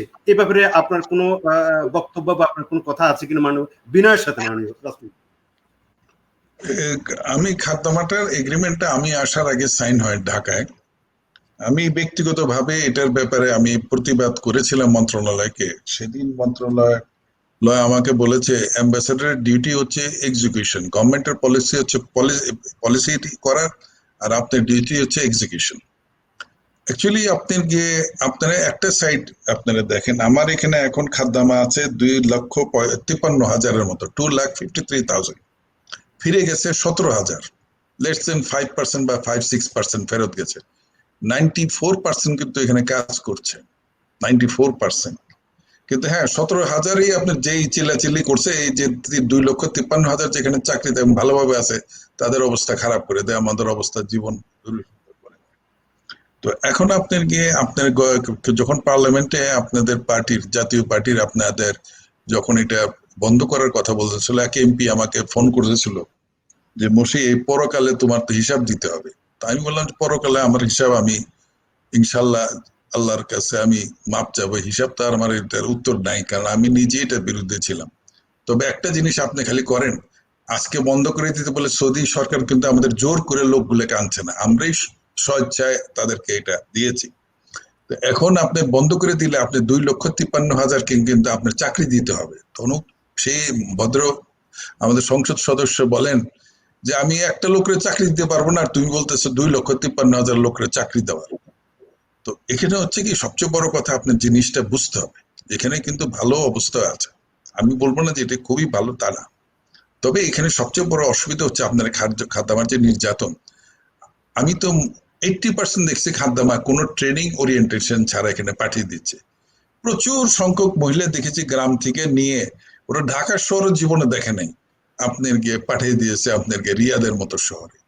তা আপনি সেখানে খাদ্যামার অবস্থাটা কি হবে বলেন, আপনার অবস্থাটা কি, আপনার সেখান সম্বন্ধে কিছুই সে জানে না, ভাষা জানে না, পরিবেশ জানে না, তাকে ধরে পাঠিয়ে দিয়েছে তো যাও তুমি টাকা পাবা, আবার কি তুমি মাসে মাসে জাকাত পাবা। এইসব নানান প্রলোভন দেখায় আমাদের ম্যান পাওয়ার এজেন্টরা এই জিনিসটা করছে। এই এই সেক্টরটা আপনি যেটা বললেন ফিলিপিন্সের এটা এখানে আছে 7.5 লক্ষ খাদ্যামায়, এবং এক একটা খাদ্যামার মিনিমাম স্যালারি হচ্ছে 2,200 রিয়াল। এটা হচ্ছে মিনিমাম ওদের পে। 2,200 রিয়াল মানে 50,000 টাকা করে দিতে হবে। তো ন্যানি বলবে না তো, মাদার বলবে না তো কি আপনার বলবে বলেন। আর আমরা 800 রিয়াল দিয়েছে তাতেই আমরা খুশি। তো আপনি সেই স্ট্যান্ডার্ডে তো আপনি যেতে পারেন নাই, আপনি স্ট্যান্ডার্ড রিচ করতে হবে, আপনি ট্রেনিং দিতে হবে, ওরিয়েন্টেশন। আমি অন্ততপক্ষে 100টা চিঠি দিয়েছি to go for training and orientation. আপনি নিজে দেখেন বিএমইটির 44টা আপনার ট্রেনিং সেন্টার আছে, কোথায় ট্রেনিং, হাতে একটা সার্টিফিকেট ধরা দেয় ওর ট্রেনিং নিচ্ছে। তো আমি যারা ট্রেনিং সার্টিফিকেট নিতে 3 দিন গেছে বলে দেয় 1 মাস ট্রেনিং, একটা আরবি কথা বলতে পারে না, সেখানে তারা ট্রেনিং সার্টিফিকেট। এইভাবে করলে তো হবে না। আপনি গিয়ে খাদ্যমে এখনো এখানে আপনার weekend match Filipino standard provider, আপনার ট্রেনিং দেন, ওরিয়েন্টেশন করেন। আপনি ওরা 500, আপনি 2,000 রিয়ালের নিচে দিয়ে না। মানুষের একটা প্রত্যেকটা জিনিসের একটা ভ্যালু আছে। যেরকম নেপাল বলতেছে আমার খাদ্যামাত যাবে, এখানে কষ্ট করবে, কারণ এখানে কাজের প্রেশার কিন্তু অত্যন্ত বেশি। এটা পুরো বাড়িতে একটা খাদ্যামাত দিয়ে ওরা কাজ করে। তো সেখানে সে বলতেছে যে আমি 1700 রিয়ালের নিচে আমি যেতে পারবো না। তো সেখানে আপনি there is price for everything. আপনি এখানে কষ্ট করবেন, কিন্তু আপনার প্রাইস যদি আজকে 2,000 রিয়াল করে হতো, আমার কোনো কিছু বলার কিছু থাকতো না। কিন্তু আপনি ট্রেনিং দিবেন না, ওরিয়েন্টেশন দিবেন না, আপনি সৌদিদের বলবেন পেমেন্ট করো, এটা তো হয় না। আর তারা আপনার বুঝতে হবে যে তারা কিন্তু আপনার জোর করে নিয়ে আসতেছে না। আমরাই ম্যান পাওয়ারওয়ালারা বলতেছে যে তুমি 800 কেন, তুমি 600 দিলে আমি মহিলাদের এনে দিব, আমি কাজের লোক এনে দিব। এটা তো ফল্টটা আমাদের সাইডে, এটা তো সৌদি সাইডের ফল্ট না। ব্র্যাকের আপনার গিয়ে যে ভদ্রলোক এয়ারপোর্টে ওই ইন্টারভিউ নেয় ফিরে গেলে, সে কয়েকদিন আমার সাথে কথা বলেছে আমার স্টাফ অফিসারদের সাথে। আমি বলছি আপনি কেন ফিরে যাওয়ার সময় ইন্টারভিউ নেন, আসার সময় কেন ইন্টারভিউ নেন না? যে মহিলারা যখন আসে, আপনি প্রত্যেকটা প্লেনেই তো আপনাকে খাদ্যামা আসতেছে, আসার সময় প্লেনে ইন্টারভিউ কেন নেন না, যে কেন যাচ্ছ? ফিরে আসার সময় আপনার ইন্টারভিউ নেন। তো ফিরে আসলে তো একটু বাংলাদেশিরা একটু রং চং বইলে একটু বইলে বেশি করে বলে, আপনি আসার সময় তাদের বলেন যে আপনি ঢাকা এয়ারপোর্টে যে তোমরা কেন যাচ্ছ, তাহলে আপনি রিয়েল উত্তরটা পাবেন। তো ভদ্রলোক বোধহয় এখন বুঝতে পারছে, এখন আর দেখে আর রিপোর্ট দেয় না। কিন্তু অ্যাকচুয়ালি ট্রেনিং অ্যান্ড ওরিয়েন্টেশনের বিকল্প কোনো কিছু নাই। সেটা খাদ্যামাটা মহিলা বলে আপনার হাতে খুব বেশি লাগে, কিন্তু আমাদের খাদ্যামার চেতে যে বলে দিয়ে যে ওয়ার্কার যারা রাস্তায় কাজ করে, তাদের তো আরো জীবন আরো খারাপ অবস্থা। কিন্তু আমাদের যেহেতু পুরুষ, আপনাদের আমি এটা আমার চোখে পড়ে না, আপনার চোখে পড়ে না, কিন্তু আপনার তার এটা অমানবিক। আপনি কি it is humanly it is not possible. আমি তো বললাম নেপালের আপনার বলা দিয়ে ওয়ার্কার পাঠায় না, nobody in the world এখন আর পাঠাচ্ছে এখানে ওয়ার্কার। আপনি গিয়েছে ইভেন আফ্রিকান কান্ট্রি থেকে ওরা আনতে পারেনি, আর আমরা বাংলাদেশিদের বলতে হ্যাঁ তুমি কাজ করো, গিয়ে বকশিস পাবা, এই পাবা, ও পাবা, এই বলে বলে লোকগুলো পাঠিয়ে দিচ্ছে। অমানবিক। তো অ্যাকচুয়ালি আমাদের সিস্টেম ডেভেলপ করতে হবে, এটা প্রচুর সুযোগ সুবিধা আছে। আপনাদেরকে ট্রেনিং, ওরিয়েন্টেশন, প্ল্যানিং, পলিসি এগুলি সব ডেভেলপ করে গতানৈতিক ভাবে মিনিস্ট্রি থেকে লোক পাঠালাম, এটা দিয়ে আপনাকে আমরা খুব বেশি আগাতে পারবো না। আর গার্মেন্টস সেক্টর চাইতে এটা আরো বেশি ইম্পর্টেন্ট। গার্মেন্টস সেক্টরে আপনার $32 বিলিয়ন আসে ধরেন, তার মধ্যে তো $25-26 বিলিয়ন আপনার তুলা আর কাপড় আনতে চলে যায়। আর এখান থেকে যে টাকাটা একদম তো নেট যাচ্ছে ম্যান পাওয়ার থেকে। এইখানে এটা তো আমার মনে হয় সরকার গার্মেন্টস চাইতে এটা আরো মোর ইম্পর্টেন্স দেওয়া উচিত। এখানে তো নেট, এখানে কোনো খরচ নেই, 100 রিয়াল পাচ্ছে, 100 রিয়াল সে পাঠাচ্ছে, এখানে কোনো কাপড় কিনতে হয় না, কোনো কিনতে হয় না, কাউকে ফিস দিতে হয় না। তো আমার মনে হয় কেন 500 কোটি টাকা শুধু প্রধানমন্ত্রী দিবে, এখানে 5,000 যদি গার্মেন্টস পায়, এখানে 10,000 যাওয়া উচিত। তো এটা আমাদের একটা পলিসি লেভেলে এটা চিন্তা ভাবনা করা উচিত। এবং আমি সত্যি আশা করবো যে যে যেখানে আছেন এই ব্যাপারে আপনারা খুব সিরিয়াসলি চিন্তা করবেন ইনশাল্লাহ আগামীতে। স্যার একেবারে শেষ প্রশ্ন, আমরা অনেকক্ষণ আপনার সময় নিয়ে নিয়েছি স্যার, আপনি কাজ করতেছেন অফিসে। শেষ একটা অনুরোধ করবো প্রথমে স্যার, এবং শেষে একটা বিষয় জানতে চাইবো। অনুরোধটা হচ্ছে স্যার, যে আপনি জানেন যে আমাদের প্রায় 22 লক্ষ প্রবাসী, আপনি এর আগে একটা অনুষ্ঠানে বলেছিলেন যে আসলে এত 22 লক্ষ প্রবাসীকে এই মিশনের মাধ্যমে হয়তো সঠিকভাবে তথ্য বা সেবা দেওয়াটা সম্ভব হয়ে ওঠে না। স্যার এই ক্ষেত্রে যেহেতু বর্তমানে স্যার সামাজিক যোগাযোগ মাধ্যম ফেসবুকের মাধ্যমে আমরা যেহেতু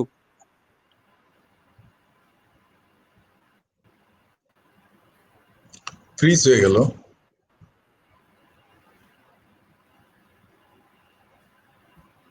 আপডেটেড,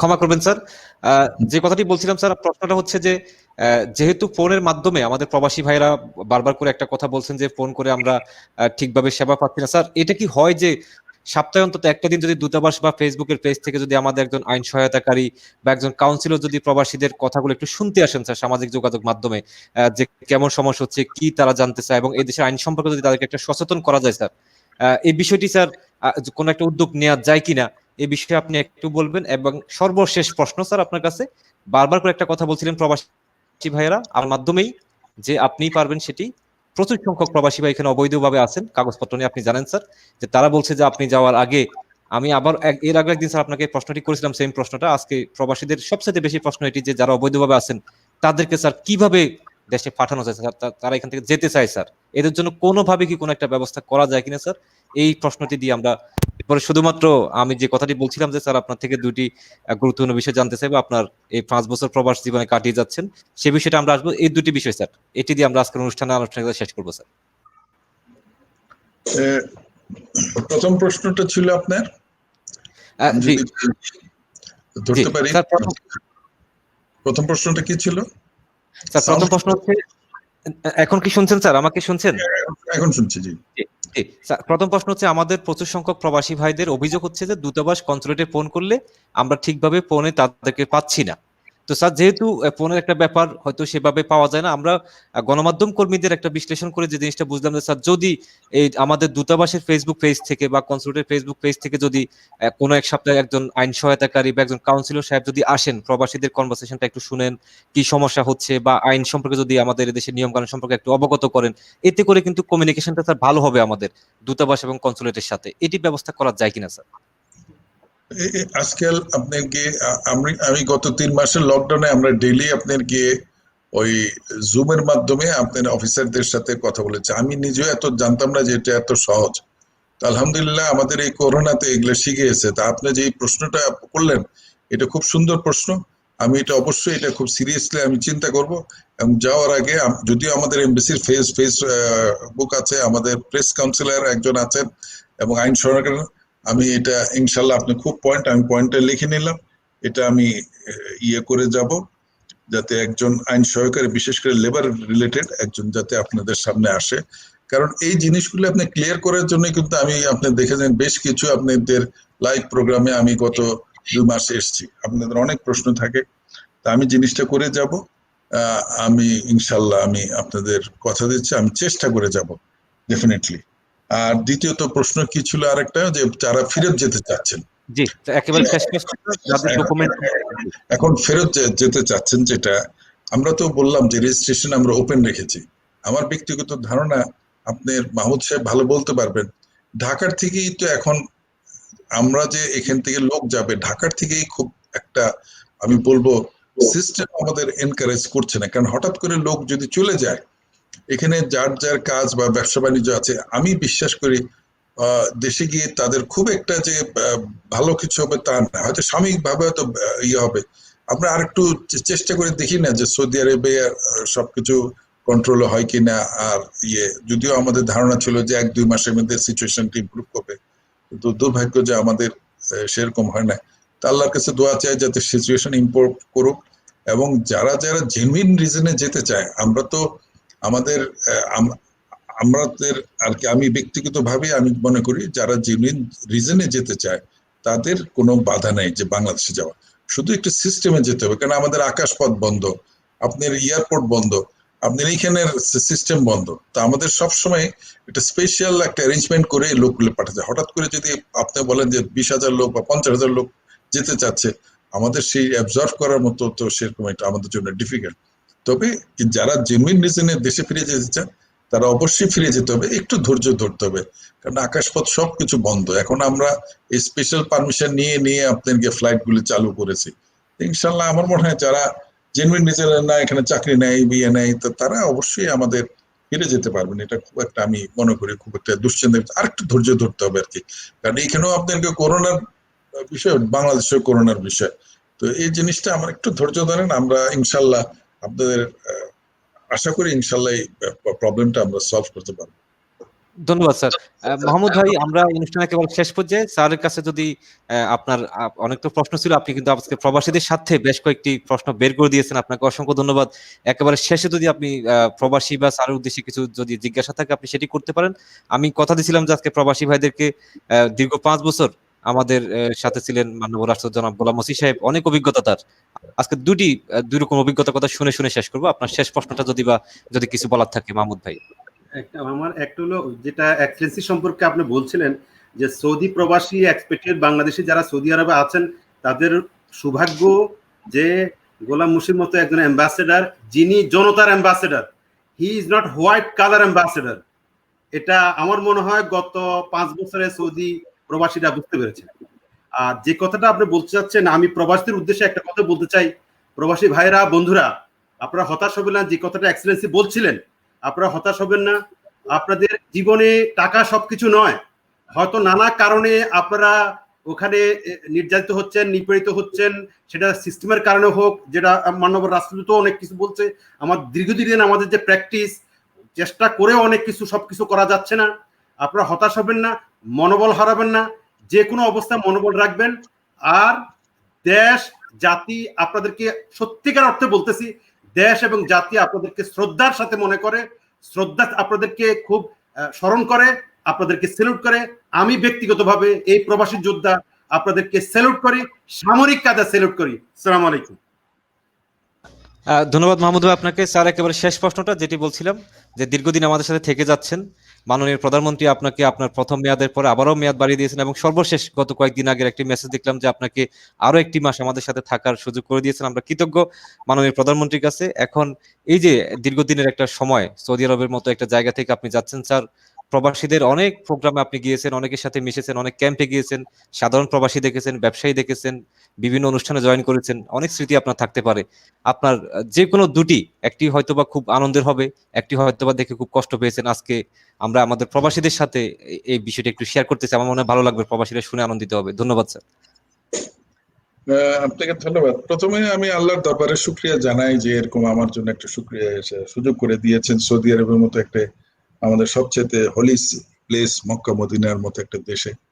দ্বিতীয়ত, আপনি গিয়ে একটা সুযোগ করে দিয়েছেন যে এমন একটা দেশে যেখানে 22 লক্ষ লোকের আপনার গিয়ে সেবা দান করার। কারণ একটা জিনিস আমাদের মনে রাখতে হবে যে আমরা প্রত্যেকেই পৃথিবী ছেড়ে চলে যেতে হবে, শুধু এমবিসি ছেড়ে না, পৃথিবী ছেড়ে চলে যেতে হবে। আমাদের প্রত্যেকেই পরকালের জন্য তৈরি থাকতে হবে, এবং প্রত্যেকেই কিন্তু তার কাজের আপনার কৈফিয়ত দিতে হবে। এটা কিন্তু আপনি কোনো কিছু আপনি গিয়ে আপনার আপনার আমার বিচার হবে কিন্তু অ্যাম্বাসেডর হিসেবে, কারণ দায়িত্ব আমার উপরে বেশি। যে যত বড় পজিশনে যান তার দায়িত্ব, তার বিচার হবে তত কঠোর, আমি সেটা বিশ্বাস করি। তো এখন হচ্ছে কি, আপনি গিয়ে, আমি আল্লাহর কাছে শুকরিয়া, আমি মাননীয় প্রধানমন্ত্রীর কাছে কৃতজ্ঞ যে উনি আমাকে এরকম একটা সুযোগ দিয়েছেন। আমি চেষ্টা করেছি প্রথম দিন থেকে এই সৌদি আরবের সাথে আপনার কি একটা ভালো সম্পর্ক তৈরি করার। আলহামদুলিল্লাহ, এখন জানেন আপনার অর্থনৈতিক ইকোনমিক রিলেশনশিপ, লেবার মার্কেট আমি খুলেছি আপনাদের দোয়ায়, প্রধানমন্ত্রীর নির্দেশনা এবং সহযোগিতায়। আপনার গিয়ে ডিফেন্স, সামরিক আপনার গিয়ে এখন কোঅপারেশন সৌদি আরবে। এখন সৌদি আরব কিন্তু বাংলাদেশকে সেই মিসকিন হিসেবে কোনো অবস্থায় দেখে না। সেখানে আল্লাহ, আমি চেষ্টা করেছি যে আমার দেশ, আমার মাতৃভূমিকে এদের সামনে তুলে ধরা। ইনশাল্লাহ সেটা আমি করে চেষ্টা করেছি। আশা করি আমি নিজে আমার বিবেকের কাছে আমি কোনো প্রশ্নের সম্মুখীন হই নাই। তবে হ্যাঁ, 100% তো আর করা যায় না, আমি চেষ্টা করেছি। আমার কেউ বলতে, আমার সেদিক দিয়ে আমার স্যাটিসফ্যাকশন যে আমি চেষ্টা করেছি। একদম যদি চেষ্টা না করলেন, তো শুধু চেষ্টা করলাম, রেজাল্টও অনেকগুলো পেয়েছি, অনেকগুলা আমি শেষ করতে পারিনি। সেখানে এটা একটা ক্ষোভ থাকবে যে আমি শেষ করে যেতে পারিনি। তবে আপনারা দোয়া করবেন। আর একটা জিনিস, সৌদি আরবেতে একটা সুন্দর অভিজ্ঞতা নিয়ে গেলাম যে আপনার গিয়ে এখানে যেখানে দেখলাম, আমি বহু মন্ত্রী, মিনিস্টার এবং হাই অফিসিয়ালদের সাথে দেখেছি, ঘুরেছি। আমার একটা ভুল ধারণা ছিল এদের উপরে, কিন্তু জানেন আপনার কি, এখানে আমি দেখেছি যে যত হাই পজিশন আসে সে তত হাম্বল, সে তত আপনাকে সিম্পল। এখানকার আমাদের দেশে তো একটা মেম্বার চেয়ারম্যানের সামনে বসা যায় না, কথা বলা যায় না, একটা ওসির সামনে প্রশ্ন ওঠে না। আর এখানে দেখেছি আপনার পুলিশের যে হেড, সেখানেও কিন্তু আপনি দেখবেন একটা সাধারণ আপনার ওয়ার্কার গিয়ে কথা বলতে পারেন, আপনি নিজেই এটা সাক্ষী। এখানে কিন্তু পুলিশে দেখলে তেমন কেউ ভয় পায় না, যার যদি আকাম আর পাসপোর্ট ঠিক থাকে আপনার। আর আমাদের দেশে তো আপনার গিয়ে আপনার এটা ঠিক অন্যরকম।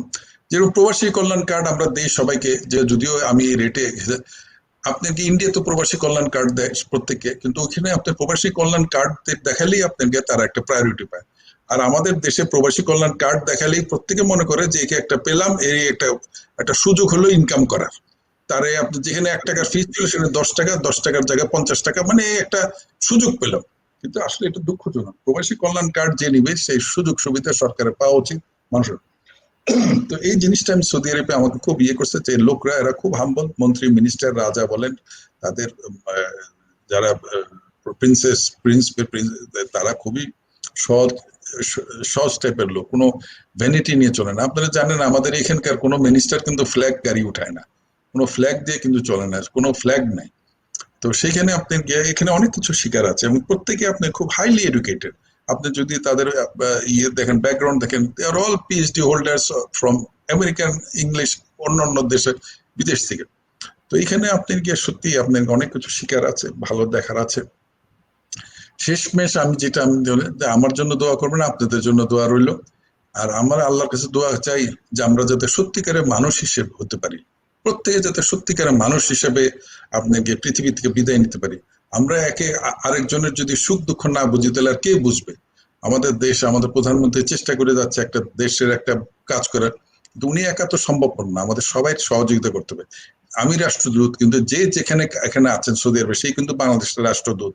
কারণ একটা লোক ধরেন, একটা ভালো যদি একটা মাজরায় সুপারভাইজার থাকে, তারাই কিন্তু মালিক দেখে যে যদি ভালো ওয়ার্কার হয় মনে করে যে ভালো বাংলাদেশি, বাংলাদেশি সবই ভালো। আর যদি সে খারাপ হয়, সে পুরো মনে করে যে সব পুরো বাংলাদেশি খারাপ।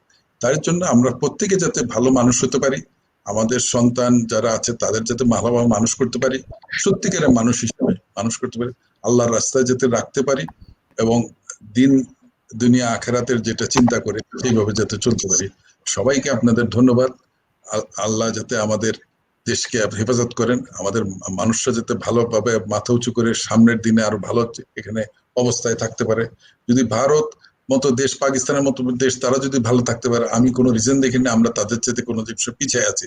আমাদের খালি একটু সিস্টেমটা ইমপ্রুভ করতে হবে, পলিসিটা ইমপ্রুভ করতে হবে, আমরা ইনশাল্লাহ ভালো থাকতে পারবো। এবং যারা সৌদি আরবে আছেন, আমার একটা বিশ্বাস, প্রত্যেকে কিন্তু একদিকে অনেক দিকে ভালো আছেন। যে ব্যবসায়ীরা বলে, স্যার আমার এখানে কোনো চাঁদা দিতে হয় না, সকাল থেকে আমি ফ্রেশ খাবার খাই, কোনো ভেজাল খাই না, রাত্রে ঘুমাইতে যায় নিশ্চিন্তে ভাবে ঘুমাতে যায়। হ্যাঁ, পরিবার পরিজন প্রত্যেকে মিস করে। তো আমি একটা জিনিস, আমি এরকম একটা দেশ দেখতে চাই যেখানে নাকি কোনো বাবা তার সন্তান ছেড়ে এসে কাজ করতে না হয়, বাচ্চারা যাতে তাদের বাবার স্নেহ থেকে বঞ্চিত না হয়, স্ত্রী যাতে তার স্বামীর থেকে বঞ্চিত না হয়, এরকম একটা সমাজ আমি বাংলাদেশে দেখতে চাই। সত্যি প্রত্যেকটা প্রবাসে যারা চাকরি করেন প্রত্যেকটা একটি আপনি বলতে পারেন, আমি কি বলবো এটাকে উপন্যাস না কি বলবো আমি ঠিক বুঝতে পারছি না। প্রত্যেকে কিন্তু আপনার গিয়ে প্রত্যেকটা জীবন এক একটা আপনার গিয়ে একটা উপন্যাস আপনার গিয়ে। তো সেরকম দেশ একদিন দেখতে চাই যেখানে নাকি কষ্ট করতে হবে না, ছেলে পেলে তার বাবাকে কাছে পাবে, স্ত্রী তার স্বামীকে কাছে পাবে। কেন এত কষ্ট করে আমার এখানে কাজ করতে হবে? আমার দেশেই তো আমরা কাজটা আমরা করে নিতে পারি ইনশাল্লাহ। তো সেই সোনার বাংলা, আমাদের বঙ্গবন্ধুর স্বপ্নের সোনার বাংলা যাতে আমরা গড়ে তুলতে পারি, সেইভাবে আমাদের প্রত্যেকটা লোকের কাজ করা উচিত। 50 বছরে আমরা সেটা কিন্তু এখনো পারিনি। আমাদের খুব দ্রুত এই দিকে আগাতে হবে, যাতে আর কষ্ট করে স্বামী স্ত্রী সন্তান বাবা মা ছেড়ে কাজ করা মানে it is purely inhuman, it's inhuman. I can feel, আমি বিদেশে ছিলাম, আমার বাবা মা কত যে কষ্ট করেছে, তো আমি কত যে ফিল করেছি প্রত্যেকটা। জানেন আপনি কি, আমি জানি না বেশি সময় আপনাদের নিচ্ছি কিনা। না না স্যার, না আমার প্রত্যেকটা ডেথ সার্টিফিকেট আমার দেখে সই করতে হয়। জানেন প্রত্যেকটা যখন ডেথ সার্টিফিকেট চেয়েছি দেখি, আমি প্রথমবার যখন ডেথ সার্টিফিকেট করলাম, তো একজন একটা ব্যাগ নিয়ে আসছে যে এইসব জিনিস এই ওয়ার্কারের কাছে পাওয়া গেছে। কি জিনিস দেখলাম? ছোট ছোট জুতার কয়েকটা জুতা, একটা পুতুল, একটা ছোট প্লেন। তার মানে চিন্তা করলাম এই ওয়ার্কারের একটা ছোট একটা বাচ্চা আছে, একটা মেয়ে আছে, একটা ছেলে আছে, তার জন্য জুতা কিনেছে পুতুল, একটা জুতা কিনেছে, একটা প্লেন। তার স্ত্রী আছে, স্ত্রীর জন্য আপনার কিছু ওই আর্টিফিশিয়াল গয়না কিনেছে। আমি চোখের পানি ধরে রাখতে পারি না। এরকম আমার 1600-1700 ডেড বডি প্রত্যেক বছর আমার সৌদি আরব থেকে ফেরত যেতে হয়। তো কেন আমরা এই অবস্থায় থাকবো? আসুন সবাই মিলে আমরা এটা নিয়ে একটা পুরো চিন্তা করা উচিত। এটাই মানে ইট ইজ, একদিকে যেরকম আমি ভালো স্মৃতি নিয়ে যেছি, আরেকদিকে আমার খুব কষ্ট হয় যে এইসব আপনি যে মানুষ আজকে বাবা আসছে সৌদি আরবে কাজ করতে, মনে সবচেয়ে সবাই বসে আছে যে ছেলে ফিরে আসবে, বাবা ফিরে আসবে, কিন্তু যখন কফিন বক্সে যায় এর চেয়ে দুঃখের বিষয়। কিন্তু আমরা সত্যি, আমি আমার জন্য এটা আমার সারা জীবন এগুলা মনে থাকবে। তো আমি দোয়া করি আল্লাহ যাতে আমাদের উই ক্যান ওভারকাম এইসব সিচুয়েশন থেকে। সবাই ভালো থাকুন, সবাই সুস্থ থাকুন এবং যার যার পরিবারের কাছে ফিরে যান। একটা ছোট্ট কথা, মাননীয় রাষ্ট্রপতি, আপনি আসার আগে একটা ইনস্ট্যান্স ওখানে রেখে আসতে পারবেন কিনা, একটা উদাহরণ সর্বশেষ। সেটা হচ্ছে যে আমার অভিজ্ঞতা বলে, দীর্ঘদিন আমি দেখেছি এম্বাসিগুলোতে জাতীয় দিবস উপলক্ষে, যেমন 16 ডিসেম্বর 26শে মার্চ উপলক্ষে ওখানে এক্সপেক্টেড বাঙালিদেরকে দাওয়াত দেওয়া হয়। সেখানে দাওয়াত দেওয়া হয় ওখানে এলিট শ্রেণীর বাঙালি যারা যারা আছে। এই দুইটা জাতীয় দিবসে এমন ভাবে একটা আয়োজন করা যায় কিনা সর্বস্তরের শ্রেণী পেশার মানুষ এই জাতীয় দিবসে একত্রে সেলিব্রেট করার একটা রেওয়াজ আপনি সেখানে চালু যদি করে আসতে পারেন, তাহলে অন্তত এই যারা বাঙালি আছে তারা এই একটা স্বাচ্ছন্দ্য বোধ করবে, অনার্ড বোধ করবে, এবং এটাও এক ধরনের তাদের জীবনে একটা রিলিফ আসবে, তারা ভালো লাগবে। এই রেওয়াজটা চালু আছে কিনা, বা এটা আপনি চালু করতে পারেন কিনা মাননীয় রাষ্ট্রপতি? মাউন্ট সাহেব, আপনাকে বলে রাখি, এখানে ইয়ামামা একটা কোম্পানি আছে, মেইনটেনেন্স কোম্পানি, তাদের 32,000 ওয়ার্কার আছে। ওখানে বাংলাদেশে একজন জেনারেল ম্যানেজার আছে নাসির সাহেব। তা আমি প্রত্যেকটা প্রোগ্রামে ওনাকে দাওয়াত করি এবং বলে দিই 10 থেকে 15 জন তার ওয়ার্কারকে নিয়ে আসবে আমার প্রত্যেকটা দাওয়াতে, সেটা ন্যাশনাল ডে হোক আর অন্যান্য অনুষ্ঠান হোক। আলহামদুলিল্লাহ এই জিনিসটা আমি এখানে শুরু করেছি এবং অর্ডিনারি ওয়ার্কার, একদম অর্ডিনারি ওয়ার্কার, বিশ্বাস করেন নাসির সাহেবের সাথে আমার কথা আছে যে একদম ফিল্ড লেভেলের ওয়ার্কারকে আমার অনুষ্ঠানে নিয়ে আসবেন এবং আমাদের দূতাবাসের অফিসারদের জিজ্ঞেস করবেন, তাদেরকে পার্মানেন্ট গেস্ট লিস্টে আমি ইনক্লুড করি। পার্মানেন্ট গেস্ট লিস্টে আমি ওই এলিট ক্লাসের মধ্যে আমি নাই। আমি সাধারণ মানুষ, আমি সাধারণের বিশ্বাস করি। আমার প্রধানমন্ত্রী সাধারণ মানুষের বিশ্বাস করে। আপনি ইয়ামামা নাসির সাহেবকে জিজ্ঞেস করলে আপনি পাবেন যে আমার তার উপরে ইনস্ট্রাকশন কি। আমি যে কোনো অনুষ্ঠানে আমি সাধারণদের দাওয়াত দিই, সেখানে মিনিমাম 50 জন লোক থাকে, একদম নাকি ফিল্ড লেভেলের ওয়ার্কার, ফিল্ড লেভেলে, এখানে কোনো এলিটের কোনো ব্যাপার না। কারণ তাদেরও বুঝতে হবে যে দেশটা তাদের, বুঝতে পারছেন? আমি কিন্তু অলরেডি এটা চালু করেছি, আজকে 4-5 বছর হয়ে গেল। প্রত্যেকটা অনুষ্ঠানে নাসির সাহেব এবং আরো 2-1 জনের সাথে করা আছে যে আপনারা একদম আপনাদের নিজেদের ওয়ার্কারদের নিয়ে আসবেন। এবং সেই ওয়ার্কাররা প্রথমে সংকোচ বোধ করতো চেয়ারে বসতে, খাবার তো দূরে কথা, 5 স্টারের অনুষ্ঠান হোক, সেখানেও তাদের দাওয়াত দিই, তাদের দেখুক যে তাদের দেশ নাই, বুঝতে পারছেন? আমি ইনশাল্লাহ অলরেডি করেছি, আমি it's working, it is there. আপনাকে ধন্যবাদ। ধন্যবাদ মাহমুদ ভাই। প্রিয় প্রবাসী ভাইয়েরা, আমি স্যারকে সামনে রেখে বলতে চাই যে আপনারা অনেকেই, আমরা যেহেতু 1 ঘন্টা 40 মিনিট স্যারের সাথে কথা বললাম, মাহমুদ ভাইয়ের সাথে কথা বললাম, অনেকে প্রথম থেকে এসে বিমানের ব্যাপারে প্রশ্ন করেছেন, অনেকে প্রশ্ন করেছেন দেশে যাওয়ার জন্য, অনেকে প্রশ্ন করেছেন পাসপোর্ট ভোগান্তি নিয়ে। আপনারা হয়তো জানেন না যে আমরা একেবারে শুরু থেকে আজকে যে বিষয়গুলো নিয়ে কথা বলছি, সর্বপ্রথম কথা ছিল হচ্ছে বিমান নিয়ে। স্যার বলেছেন যে বিমানের ভাড়ার ব্যাপারে তিনি আবারও বলেছেন যেন বিমান কর্তৃপক্ষ সেটিকে বিবেচনা করেন, এবং আপনাদের অনুরোধের ভিত্তিতে আরো 4টি ফ্লাইটের জন্য স্যার আবেদন করেছেন, এবং আহ, সম্ভবত সেটি হয়ে যাবে। আপনারা কথা বলেছেন যে পাসপোর্টের পেতে আপনাদের সমস্যা হচ্ছে, স্যার বলছেন যে তিনি যাওয়ার আগে অবশ্যই যেহেতু পূর্বাঞ্চলে হয়ে গেছে, পশ্চিমাঞ্চলে ইডিসির কার্যক্রম চালু করবেন, তিনি সেটি বলেছেন। আপনাদের কিছু প্রশ্ন ছিল হচ্ছে যে যারা হয়তো অবৈধভাবে বসবাস করতেছেন, আপনারা একটা সাধারণ ক্ষমা বা দেশে যেতে চাচ্ছেন, স্যার যে কথাটি বলছিলেন যে আপনাদেরকে আরেকটু ধৈর্য ধরতে, একটু অপেক্ষা করতে, যেহেতু এই মুহূর্তে সবকিছু বন্ধ আছে, এখন চাইলেও কিন্তু সেটি করা যাবে না। এবং এই প্রত্যেকটা বিষয় কিন্তু আপনারা এই লাইভের শুরু থেকে পাবেন, আমি আপনাদেরকে জানিয়ে রাখলাম। আর স্যার একেবারে শেষে এসে আপনি আমরা কমেন্ট একটু লক্ষ্য করতেছিলাম যে প্রত্যেক প্রবাসীকে আপনি নিজেই ইমোশনাল হয়ে গেলেন স্যার, আমাদেরকেও আমি এখানে দেখতেছিলাম যে সবাই অন্যরকম হয়ে গেল স্যার আপনার সেই কথাটি। আসলে আপনাকে আন্তরিক ধন্যবাদ যে আপনি 5টি বছর আমাদেরকে দেখে যাচ্ছেন, এবং আমি জানি না আসলে আপনি হয়তো আবার অন্য কোনো দেশে যাচ্ছেন কিনা, নাকি দেশে কোথাও থাকবেন। তবে একটা কথা আপনার থেকে আজকে আলোচনা করে যেটি বুঝতে পারলাম যে এই সৌদি প্রবাসীদের সাথে আপনার অন্যরকম একটা সম্পর্ক হয়ে গেছে। আমার বিশ্বাস যে আপনি যে দেশেই থাকেন না কেন, যেখানে যান না কেন, আপনি কিন্তু সেখান থেকে ওই কথাগুলো বলবেন। আপনি হয়তো খবর নিবেন যে আমি এই কথাগুলো জেদ্দাতে বলে আসছিলাম, সেগুলো কাজ শেষ হলো কিনা বা সেটা কেমন চলতেছে, এতটুকু। কারণ এখানে অনেকে বলছিলেন স্যার যে আমরা জনাব গোলাম মসি সাহেবকে এখানে আরো কিছুদিন সময় চাই, এবং তিনি আমাদের আরো বেশ কিছু কাজ সমাধান করতে পারবেন। তো আমি তো স্যার, যেহেতু এটা আমাদের বাংলাদেশ সরকারের পক্ষ থেকে একটা সিদ্ধান্ত হয়, সেক্ষেত্রে এই কথাটি আমি বলবো যে যেখানে থাকেন না কেন স্যার, আপনি কিন্তু খবর নিতে পারবেন, জানতে পারবেন। আর যেহেতু আমরা সৌদি আরবে থাকি, এই দেশে কিন্তু আপনি অবশ্যই আসবেন, উমরা করার জন্য আসবেন, হয়তো হজ করার জন্য আসবেন, আপনি তো অবশ্যই সেটি করবেন। একেবারে পরিশেষে ধন্যবাদ দিতে চাই, আজকে আমাদের সাথে যুক্ত ছিলেন জাতীয় পার্টির আন্তর্জাতিক বিষয়ক উপদেষ্টা জনাব মাহমুদুর রহমান ভাই, এবং তিনি কাতারও ছিলেন দীর্ঘদিন যাবৎ। এবং আজকে আমরা যার সাথে সবচেয়ে বেশি আলোচনা করলাম, আমাদের সৌদি আরবের প্রায় 21 লক্ষ প্রবাসীর অভিভাবক জনাব গোলাম মসি সাহেব। তিনি কিন্তু এই লকডাউনে তার আলোচনায় বলেছেন যে এই সময়টা প্রবাসীদের খুব কাছ থেকে কথা শুনেছেন, তিনি অনেক কিছু জেনে গেছেন, তিনি আপনাদের প্রতি কৃতজ্ঞতা জ্ঞাপন করেছেন। আমরাও বাংলা টিভি পরিবারের পক্ষ থেকে জনাব গোলাম মসি সাহেব এবং আজকে আমাদের মাহমুদ সাহেবকে আন্তরিক ধন্যবাদ জানাচ্ছি। স্যার আপনাকে অসংখ্য ধন্যবাদ। আমি দেখতে পাচ্ছি যে আপনি অফিসে বসে আছেন, সেখান থেকে কাজের মধ্যে যুক্ত হলেন, প্রবাসীদের জন্য আপনি অনেকগুলো কথা বলে গেলেন, এবং অনেকগুলো আশ্বস্ত আপনি আমাদেরকে করেছেন। আমরা আশা করি যে হয়তো যাওয়ার আগে এগুলো অনেকগুলোই হয়ে যাবে। মাহমুদ ভাই, আপনাকে অসংখ্য ধন্যবাদ আজকের এই লাইভে যুক্ত হওয়ার জন্য। স্যার আপনাকে অসংখ্য ধন্যবাদ এই প্রবাসীদের সাথে এত রাতে এসে প্রবাসীদের কথা শোনার জন্য। আপনাদের দুজনের সুস্বাস্থ্য কামনা করতেছি। আপনারা অনেক অনেক ভালো থাকবেন। এবং পরিশেষে আমি ধন্যবাদ দিতে চাই বাংলা টিভি কর্তৃপক্ষকে, সৌদি প্রবাসীদের কথা ভেবে আমাদের অভিভাবককে এই অনুষ্ঠানে যুক্ত করার জন্য বাংলা টিভি কর্তৃপক্ষ, তথা আমাদের একই সাথে Bangla TV digital team, Shakil ভাই সহ যারা যুক্ত ছিলেন, আপনাদের সবাইকে অসংখ্য ধন্যবাদ। অসংখ্য ধন্যবাদ আমাদের সকল প্রবাসী ভাইদেরকে। সবাই ভালো থাকবেন, সুস্থ থাকবেন, সুন্দর থাকবেন। শুভরাত্রি। ধন্যবাদ।